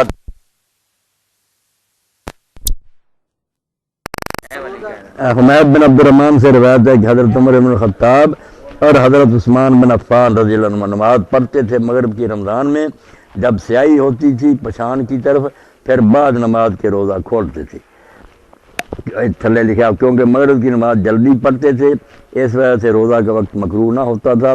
ابن ابی شیبہ نے انس رضی اللہ عنہ سے روایت کیا کہ میں نے کبھی نہیں دیکھا رسول اللہ صلی اللہ علیہ وسلم کو نماز پڑھتے مغرب کی قبل افطار کے، اگرچہ ایک ہی گھونٹ پانی کا۔ پس پیروی رسول اللہ کی مقدم ہے حضرت عمر حضرت عثمان کی پیروی سے، اور شاید یہ فعل ان کا کسی عذر کے سبب سے۔ اے پائی امین چپ کرنا، یہ میرے پائی نے روایت بخاری موتا جی بھئی حضرت عمر اور حضرت عثمان رضی اللہ عنہ یہ مغرب کی نماز پڑھ لیں دے سی جدوں سورج ڈب جاتا سی، رمضان دے روزہ نہیں سی کھول دی، روزہ نماز تو بعد کھول دے سی، اور یہ معاملہ رمضان شریف اے موتا جی روایت یہ بارے سے پوچھ دے تھے مولانا عبدالبھائی انہوں نے جان چھڑائی کہ رسول اللہ کھول لیں دے سی، اس تو اصلی تو ہی طریقہ یہ کسی عذر تو ہوگا، مگر اصلی گل ہے بھی پاوے محتاج لکھی نا یہ روایت نہیں صحیح، کیونکہ جڑا حمید بن عبد الرحمان ہے نا یہ نے زمانہ نہیں پایا نہ حضرت عمر دا نہ حضرت عثمان، یہ وقت دا بندہ نہیں نا، انہیں دسیا نہیں سورس، انہوں یہ گل کنے سنائی جدوں کہ بعد پیدا ہوا، اس تو تمہیں حوالہ پھر کسی لکھا دیں گے، علماء نے پھر لکھ دا بے روایت جڑی نا منقطع ہے، یہ جی ٹوٹ جاندی نا تار تو پھر کرنٹ نہیں آتا، یہ جا سلسلہ خراب ہے۔ یہ حمید بن عبد الرحمان نا وقت دا بندہ نہیں دس سکیا بھی کیسے دسی گئے، یہ چاہ گل ہوں ویسے ہوں جا لوگ آئے مکروہ ہو جاتا روزہ، یہ انہوں کی بھی جہالت ہے، مکروہ مکرا کوئی نہیں ہوں، سمے لوے بھی سورج غروب ہونے تو بعد روزہ نہیں رہا، کھاوے پیوے بشک جدو پاوے ساری رات بھی نہ کھاوے، جدوں نے من لیا نا کہ روزے کا ٹائم ختم ہو گیا، روزہ کھل گیا، کھان پینا نہیں کھلتا، یہ مننا کھلتا بھی ہوں میں روزے چ نہیں، اس باروں نبی علیہ السلام نے جیت تک بھی فرمایا اب جی تھی زیادہ محنت کرنی چاہتے جے نا صحیح بخاری چاہتے سحر تو سحر تک روزہ رکھ لیا کرو شام نو کھا لو ہی نہ کچھ کھاؤ پیو سحر نو کھا لو مڑ کے سحر نو جا کھاؤ رات ہی روزے گزارو پھل ہی واصل سر زیادہ اگر کوئی محنت کرنا چاہتا تو اس طرح عبادت کر مکروہ کوئی نہیں ہوں ویسے کھول لینا جڑا ٹھیک ہے راوی نہیں ہے ٹھیک وقت دا نہیں ہے ہاں حمید بن عبد الرحمان جڑا اس پاروں منقطع ہوندے ہاں جی بسم اللہ الرحمن الرحیم. اچھا شیخ صاحب یہ سوال تھا کہ آپ اتحاد امت کی بات کرتے ہیں اور اس کی طرف ترغیب دلاتے ہیں لیکن مسئلہ یہ ہے کہ اتحاد امت کے لیے جو مرکزی چیز ہے جو ہمارے لیے بائنڈنگ فورس ہے وہ تو ہے قرآن وَاعْتَصِمُوا بِحَبْلِ اللَّهِ جَمِيعًا وَلَا تَفَرَّقُوا اور غدیر خم پہ بھی نبی صلی اللہ علیہ وسلم نے قرآن پکڑنے کا حکم فرمایا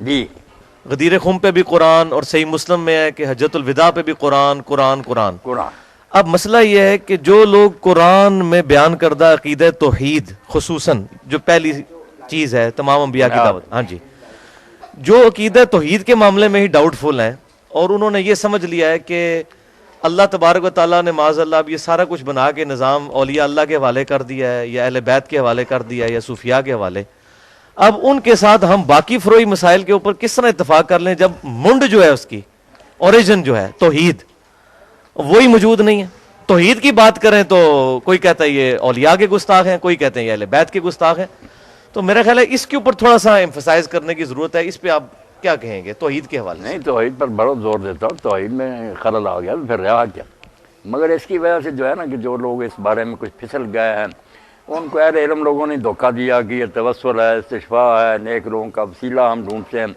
حوالہ شفاء عند اللہ والی بات ان کو ایک دوسرے رنگ میں سمجھا دیا کہ ہم نیک لوگوں سے کچھ نہیں مانگتے نہ وہ دیتے ہیں صرف اللہ کے ہاں سفارش کرتے ہیں ایسی باتیں بنا کر نا انہوں نے لوگوں کو چکر میں ڈال دیا ٹھیک ہے تو اس وجہ سے ہمیں رعایت دینی چاہیے بے خبری اور جہالت ہے نا دیکھیں نا رسولہ جب آئے تو شرک وہی تھا کفر مگر اس زمانے میں وہ کافر نہیں کہلائے جاہلیت کا دور کہلاتا نبی آ گیا سمجھا دیا اور وہ بھی بہت دیر بعد جب مسئلہ واضح ہو گیا پھر کافر کہا انہیں تو اس لیے یہ جو ہے نا کہ ہم انہیں کافر سیائیں اور ان سے نمازیں وغیرہ ختم کر دیں یہ نہیں ٹھیک ہے نمازیں بھی ان سے اسلامی تعلق بھی نکاح طلاق وغیرہ جنازے سب کرنے ان کی جہالت کو ختم کرنے کے لیے پوری کوشش کرنی ہے محبت پیار سے نا انہیں سمجھانا کہ یہ توحید کے خلاف باتیں اور انشاءاللہ وہ تاثیر پیدا ہوگی شریف لوگ مانیں گے مگر ہم برا کہیں یہ مشرک ہیں کافر کوئی فائدہ نہیں یہ بے خبری نہیں وہ ٹھیک ہے آپ کے سامنے نا کہ جس شخص نے سرے سے اللہ تعالیٰ کی قدرت کے بارے میں کہہ دیا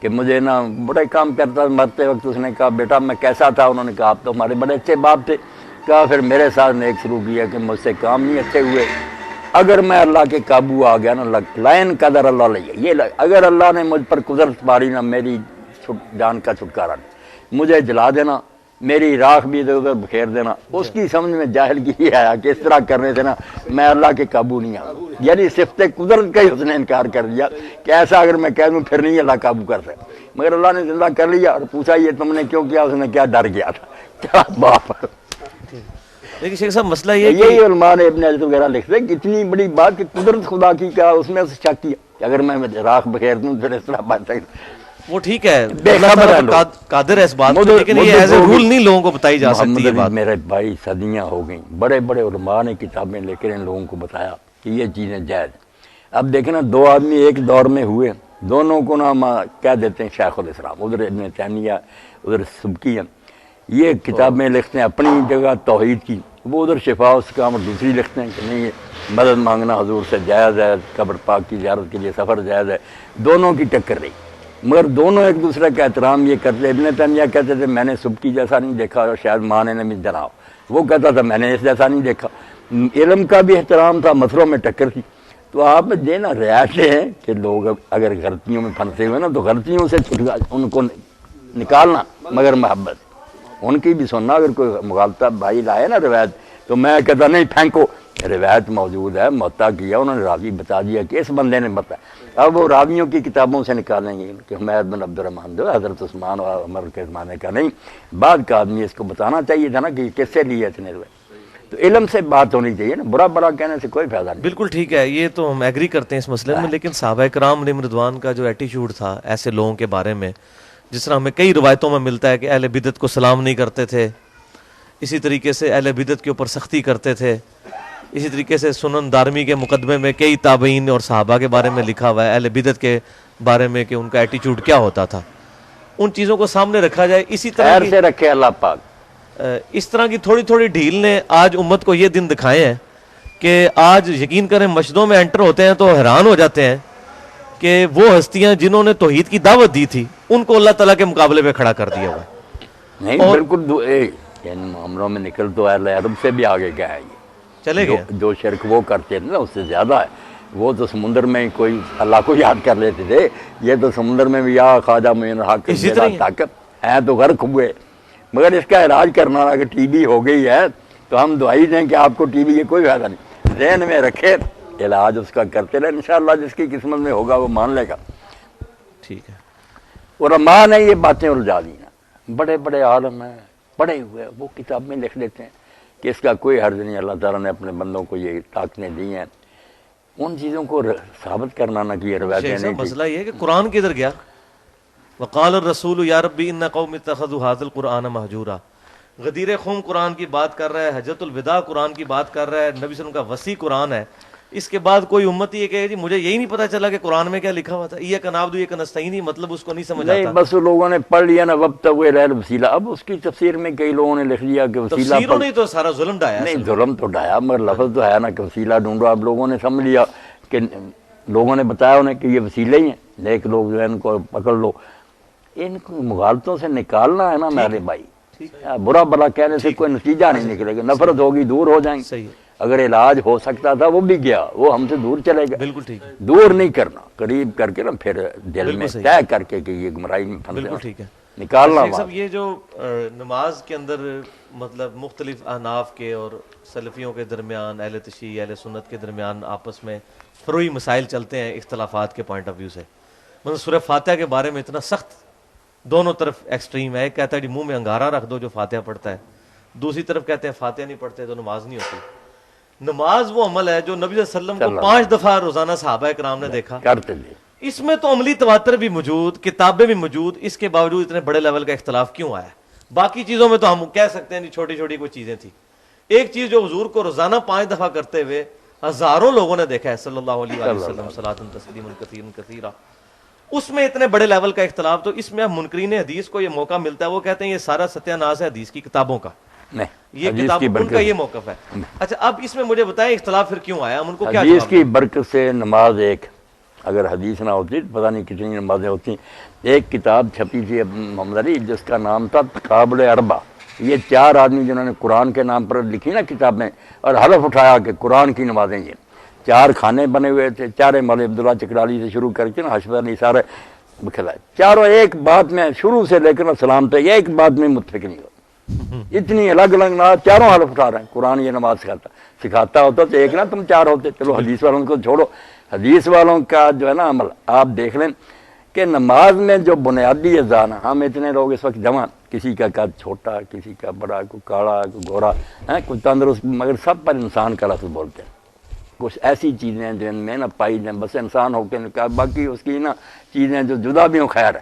نماز میں کچھ چیزیں ایسی ہیں ارکان اور واجبات جو الحمدللہ نا میرے پاس آبادی بھی آئے مسکت مان کے، وہ خارجیوں کی ایک شاخ ہے، حکومت بھی ان کی ہے قاضی، میں نے انہیں نماز کے لیے کہا، مجھے انہوں نے اپنی تفسیریں کیا، بڑے خوش ہوئے، پتہ چلا کہ یار خارجی کیا، ورنہ ہم نے سمجھ رکھا تھا پتہ نہیں کیا دین سے باہر، نہیں بہت عمدہ کتابیں۔ تو نماز میں جو چیزیں نماز کو نماز کہلاتی ہیں نا، وہ ہے کہ آدمی اللہ اکبر سے شروع کرے، تندرست و قیام کرے، فاتحہ پڑھے، سورہ پڑھے، پھر رکوع کرے، سیدھا کھڑا ہو، پھر سجدہ کرے، بیٹھے، پھر سجدہ کرے، 2 رکعتوں کے بعد تشہد بیٹھے، آخر میں جا کر نا السلام علیکم کو نماز سے ختم کرے۔ یہ آپ ساری دنیا میں گھوم جائیں، سب مسلمانوں کی نماز میں ایک، شیعہ کے بھی یہی ہے، اہل حنفیوں کی بھی، یہ ہے وہ اجزاء جو ارکان اور واجبات ہیں جن کے بغیر نماز نہیں، جو اس کے علاوہ ہیں وہ سنن اور مستحبات ہیں، جیسے سلاد وغیرہ کھانے کے ہو جائے اچھا نہ ہو جائے کوئی نہیں، وہ ساری ایسی بات جاہلوں کی چھوڑیں کہ فلاں کی نماز نہیں ہوتی۔ ابن تیمیہ کہتے ہیں یار لوگ فاتحہ پڑھتے پیچھے نہیں پڑھتے صحابہ میں، رفع دین کرتے بھی نہیں، کسی نے ایک دوسرے کو نہیں کہا کہ اس کی نماز نہیں۔ یہ پیدا جو ہوئے نا انہوں نے امت کو برباد کیا، کرتے بے شک الگ الگ مرہ رہتے، کیونکہ یہ سنن کا ہی معاملہ تھا، سنت ہوتی وہ کر لیں تو اچھا نام ہی کی جائے، اسی لیے حضور صلی اللہ علیہ وسلم کبھی کہہ دیتے تھے، بڑے بڑے چوٹی کہہ لو، حدیث علماء نے کہا کہ یہ رفع الیدین ان حیاتوں میں سے ہے جو گاہے پیغمبر کردہ و گاہے نہ کردہ، فاعل مصاب باشد و تارک غیر مرام، اگر کرے گا ثواب ہے، نہ کرے گا اس کو ملامت، اس درجے کے مسئلے تھے۔ جب بنا دیے نماز نہیں ہوتی، فساد ہو گیا۔ آپ دیکھیں کہ فرض اور واجب اس کی نماز میں ہیں، وہ ہیں تو جیسے انسانوں میں باقی چیزوں میں بہت فرق ہے، مگر پھر بھی انسان ہی بولتے ہیں، نماز ہی بولیں گے جب تک واجبات اور ارکان محفوظ ہیں۔ سنت و مستحب یہ جو ہم ہاتھ باندھتے ہیں، ہاتھ باندھنے کا دیکھ لیں، امام شافعی بھی کہتے ہیں کہ اگر لٹکا دے اور وقار سے کڑا رہے، حرکتیں نہ فضول کرے، فلا باس، کوئی حرج نہیں۔ اور مالک اور لیث بن سعد تو ویسے ہی قائل تھے کہ لٹکا کر پڑے، اور امام اوزاعی شام میں کہتے ہیں دونوں کی اجازت سے آدمی باندھ دے یا چھوڑ دے۔ یہ مسئلے تو زائد چیزوں کے کہ یہ ہو جائے ٹھیک ہے نا، یہ فرض واجب چیزیں نہیں تھیں، بے علم لوگوں نے بنا لیا نا کہ اس کے بغیر نماز نہیں، اس سے پھر فساد ہی ہونا تھا۔ فاتحہ کا آپ پڑھیں دیکھ لیں، جو علم والے لوگ ہیں وہ سب مانیں گے کہ 3 گروہ تھے اصحاب رسول میں، کچھ ہر حال میں پڑھتے تھے سری جہری میں، ان کے بھی آگ نہیں پڑھنی، بکواس کرتے ہیں، عبادہ بن سامت، ابو ہریرہ یا حضرت عمر کے پڑھنی، اور جو کہتے ہیں نہیں پڑھتا نماز نہیں، بھائی مسلم خود لکھتے ہیں کہ حضرت زید بن ثابت جو کاتب وحی تھے وہ کسی نماز میں بھی امام کے ساتھ قرآن نہیں پڑھتے، اور آپ خواب جو امام ترمذی لکھتے ہیں کہ اصحاب رسول میں وہ بھی تھے جو پڑھتے تھے، نہیں پڑھتے۔ اور امام احمد بن حنبل کا جو حوالہ دیا، انہوں نے کہا یار حضرت جابر سے زیادہ کچھ جانتا صحابہ رسول سے کہ حدیث کا کیا معنی، انہوں نے لا صلاۃ کا بھی بیان کر دیا کہ جس نے کسی رکعت میں فاتحہ نہیں پڑھی اس کی نماز نہیں، مگر ساتھ ہی کہا اللہ یکون ورا الامام، ہاں اگر وہ امام کے پیچھے ہو پھر یہ قانون ہے۔ وہ کہتے صحابی کو ضرورت کیسے ہوئی، اگر اس نے اپنی طرف سے یہ استدعا کیا، دین برباد کیا کہ جب نماز نہیں ہوتی کیوں کہا اس نے کہ میں امام کے پیچھے ہو جاتی ہے۔ اور اس کو حسن صحیح کہا، امام احمد بن حنبل کہتے ہیں یار اس سے صحابی سے بڑھ کر کوئی حدیث کو جانتا، اس لیے اکیلا پڑھے گا یا امام پڑھے گا اور فاتحہ نہ پڑھے اس کی نماز نہیں، اللہ یکون ورا الامام، ٹھیک۔ اور زیادہ اکثریت تو آپ جانتے ہیں نا کہ سری میں پڑھ لیتے تھے فاتحہ بھی، اور جہری میں جو ہاں سورت بھی پڑھتے اور جہری میں خاموش رہتے، تو پتہ چلا یہ ساری چیزیں ٹھیک ہی تھی، نماز کا کوئی نہیں بگڑتا۔ ترجیح دے سکتے ہیں آپ کا، میرے خیال میں یہ زیادہ بہتر کر لیں۔ بالکل ٹھیک ہے، ترجیح تو دیتے ہیں، لیکن مسئلہ یہ ہے کہ اسی طریقے سے سنتیں چھوٹتی چھوٹتی ابھی تک یہ حالت یہاں پہنچی ہے۔ آپ یہ کہہ رہے ہیں کہ نہیں، چھوٹتے چھوٹے حالت نہیں پہنچی، سنتوں پر زور دینے سے پہنچی، اچھا کہ سنت کو فرض بنا دیا۔ نہیں، فرض تو کوئی بھی نہیں کہتا، زبان سے نہیں کہتے، عملاً بنایا ہوا، عملاً بنایا ہوا، ظاہر ہے وہ اختلافی مسائل پھر اس قدر ادھر ہمارے زور دے دیا۔ اگر یہی کہتے رہے کر لو ٹھیک ہے، نہ بھی کرو پھر بھی فساد کیوں ہوتا۔ اچھا، وہ مصنف ابن ابی شیبہ میں ایک روایت ملتی ہے کہ سیدنا ابن عمر رضی اللہ تعالیٰ عنہ جو رفع الیدین نہیں کرتا تھا نماز میں، کنکریاں مارتے، یہ بات ٹھیک ہے؟ ہاں ٹھیک۔ تو مسئلہ ہے کہ ابن عمر بھی بڑے متبع سنت تھے، بڑے بڑے، ہاں جی، تو وہ اتنی نہیں وہ توجہ دلانے کے لیے کہ بہتر تو یہی کہ رفع الیدین کیا ہے، وہ میں بھی کہتا ہوں جیسے شاہ ولی اللہ والذی یرفع حب الی من لا یرفع لأن احادیث رفع اکثر واسمت۔ لیکن ادھر تو ظلم یہ ہو گیا ہے کہ جو لوگ کر رہے ہیں نا ان کو تختہ مشق بنایا ہوا ہے نہ کرنے والوں نے، جن کی اپنی ایک حدیث جو کہ اصول محدثین پہ وہ بھی صحیح نہیں ہے، کوئی روایت صحیح ثابت نہیں۔ ان کا ظلم یہ ہے کہ وہ، اور جو کرنے والے نے انہوں کا کرنا تو اچھا، مگر جس طرح کرتے ہیں نا رفع الیدین، وہ تو خیر غلط ہے، انہوں نے بھی محمد علی بھائی بدنام کر اب یہ کوئی رفع الیدین ہے؟ یہ یہی کہنا کہ مکھیاں اڑا رہے ہیں، کیوں بھائی آپ بتائیں۔ ہاں میں آپ کو بتا دیں یہاں ایسے لوگ ہیں، میں نے ایک دن محمد علی بھائی اس پر خطبہ نہیں کیا، نہ رفع الیدین، مگر جب اس کا فلسفہ کبھی کبھی بیان کر دیتا ہوں کہ آپ جب اللہ کی طرف دونوں ہاتھ اٹھا دیتے ہیں تو وہ بالکل اپنی نفی ہے کہ میرے پلے کچھ نہیں تیرے۔ کتنے دیوبندی کٹڑ مقلد تھے، مگر آپ جو کرتے ہیں نا اتنا اچھا رفع الیدین کرتے ہیں، میں بھی حیران ہوتا ہوں۔ میں نے نہیں کہا انہیں، وہ خود ہی لگ گئے۔ ایک سوال میں بھی کر لوں کہ یہ جو آپ فرماتے ہیں کہ تمام فرق جو ہیں اپنی حدیث کی کتابوں کو چھان پھٹک کر لیں اور تاکہ ہم آہنگی پیدا ہو جائے، اس کا کیا طریقہ، علمی کیا طریقہ آپ کے ذہن میں آتا ہے؟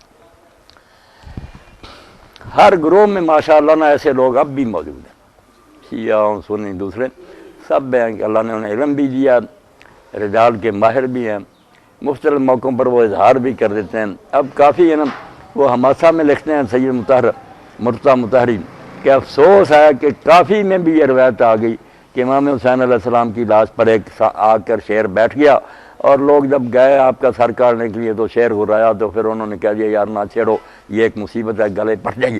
وہ کہتے ہیں یہ بھی اتنی بڑی ہماری کتاب میں ایک جھوٹی روایت لگی، کون سا؟ اور کئی لوگ پھر یامین بھائی اتنا دور چلے گئے ذاکر کہ وہ شیر خود حضرت علی تھے، شیر کی شکل میں آتے تھے، وہاں بیٹھتے تھے۔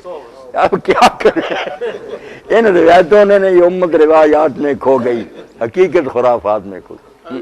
حالانکہ خود علامہ محدثی کہتے ہیں کہ یہ روایت جو ہے نا ضعیف ہے، مگر کتابوں سے الگ کر کے شائع کریں کہ اتنا مواد صحیح کٹھی کر لیں، تقریباً ایک ہی بات ہے، یہ ان ضعیفوں نے فساد ڈالا ہوا۔ اچھا یہ کچھ بزرگ جن کو آپ رحمۃ اللہ علیہ کہتے ہیں، رحمۃ اللہ علیہ ہاں جی کہتے ہیں، اب مسئلہ یہ ہے کہ جب ہم تک ان کی کچھ باتیں ایسی پہنچتی ہیں جن میں عقائد کی خرابیاں مجھئی ہیں، تو اس میں یہ ہم جو ان کے لیے دعائیہ کلمات کہتے ہیں، اس کی کیا شرعی حیثیت ہے؟ نہیں تو کل کو کوئی یزید کو بھی امام غزالی کی طرح رحمۃ اللہ علیہ کہے گا؟ یزید بیچارہ جو ہے نا، یزید کو نیک نہیں، اس کی بات کو بھی غلط بیان کر دیا لوگوں، نیک بالکل نہیں کہا۔ امام علیہ السلام کا خطبہ بھی نقل کیا کہ لوگوں تم دیکھتے ہو حق پر عمل نہیں ہو رہا، لوگوں نے حرام کو حلال کیا لیا، بیت المال لوٹ رہے ہیں، سارا تقریر لکھی۔ وہ صوفی ہونے کی جہت سے نا یہ کہتا کہ یار شیطان کو بھی اگر کوئی لعنت نہ کرے اس کو بگڑتا وہی وقت ذکر میں گزارو، وہ اس کا تصوف ہے۔ وہ کہتا چلو کلمہ گو تھا، جب ہم کہتے تھے اللہ مسلمانوں پر رحم کرو، وہ بھی بیچارہ آ جاتا۔ یہ اس کی نا درویشی کی بات ہے، نیک نہیں کہا، بالکل وہ جانتا کہ فاسق فاجری ہے، لوگ غلط بات بیان کرتے۔ یہ ایک الگ بات ہے کہ تو لکھا ہے کہ ذکر حسین بھی حرام ہے، صحابہ کرام کی توہین ہو جاتی ہے۔ وہ تو پھر ابن حجر مکی بھی لکھتا ہے ان لوگوں کے دلوں میں چور ہے نا۔ میں کہتا ہوں یار یہ اعتراف جرم ہی ہے نا، اگر صحابہ کا قصور نہیں تو آپ کو کیا ڈر ہے؟ آپ مسئلہ لائیں میدان میں، ان کو بری کریں، اور اگر قصور کو نظر آتا ہے تو پھر چھپانے کا کوئی فائدہ؟ آپ کہیں گے ذکر نہ کرے، لوگوں کو یقین ہو جائے گا کہ ہے بھائی کوئی داڑھی میں چور آ گیا لینے کے لیے بھائی۔ الحمدللہ رب العالمین والصلاة والسلام علی رسول الکریم سیدنا محمد وآلہ وصحبہ اجمعین۔ اللہم استعملنا بسنت نبیک وتوفنا علی ملتہ واعذنا من مضلات الفتن۔ اللہم وفقنا لما تحب وترضى واجعل آخرتنا خیرا من الأولى، وصلی اللہ تعالی علی خیر خلقہ سیدنا محمد وآلہ وصحبہ اجمعین، آمین یا رب۔ بڑی خوشی ہے، اللہ تعالیٰ خیر سے رکھے، جب بھی چاہے آئے۔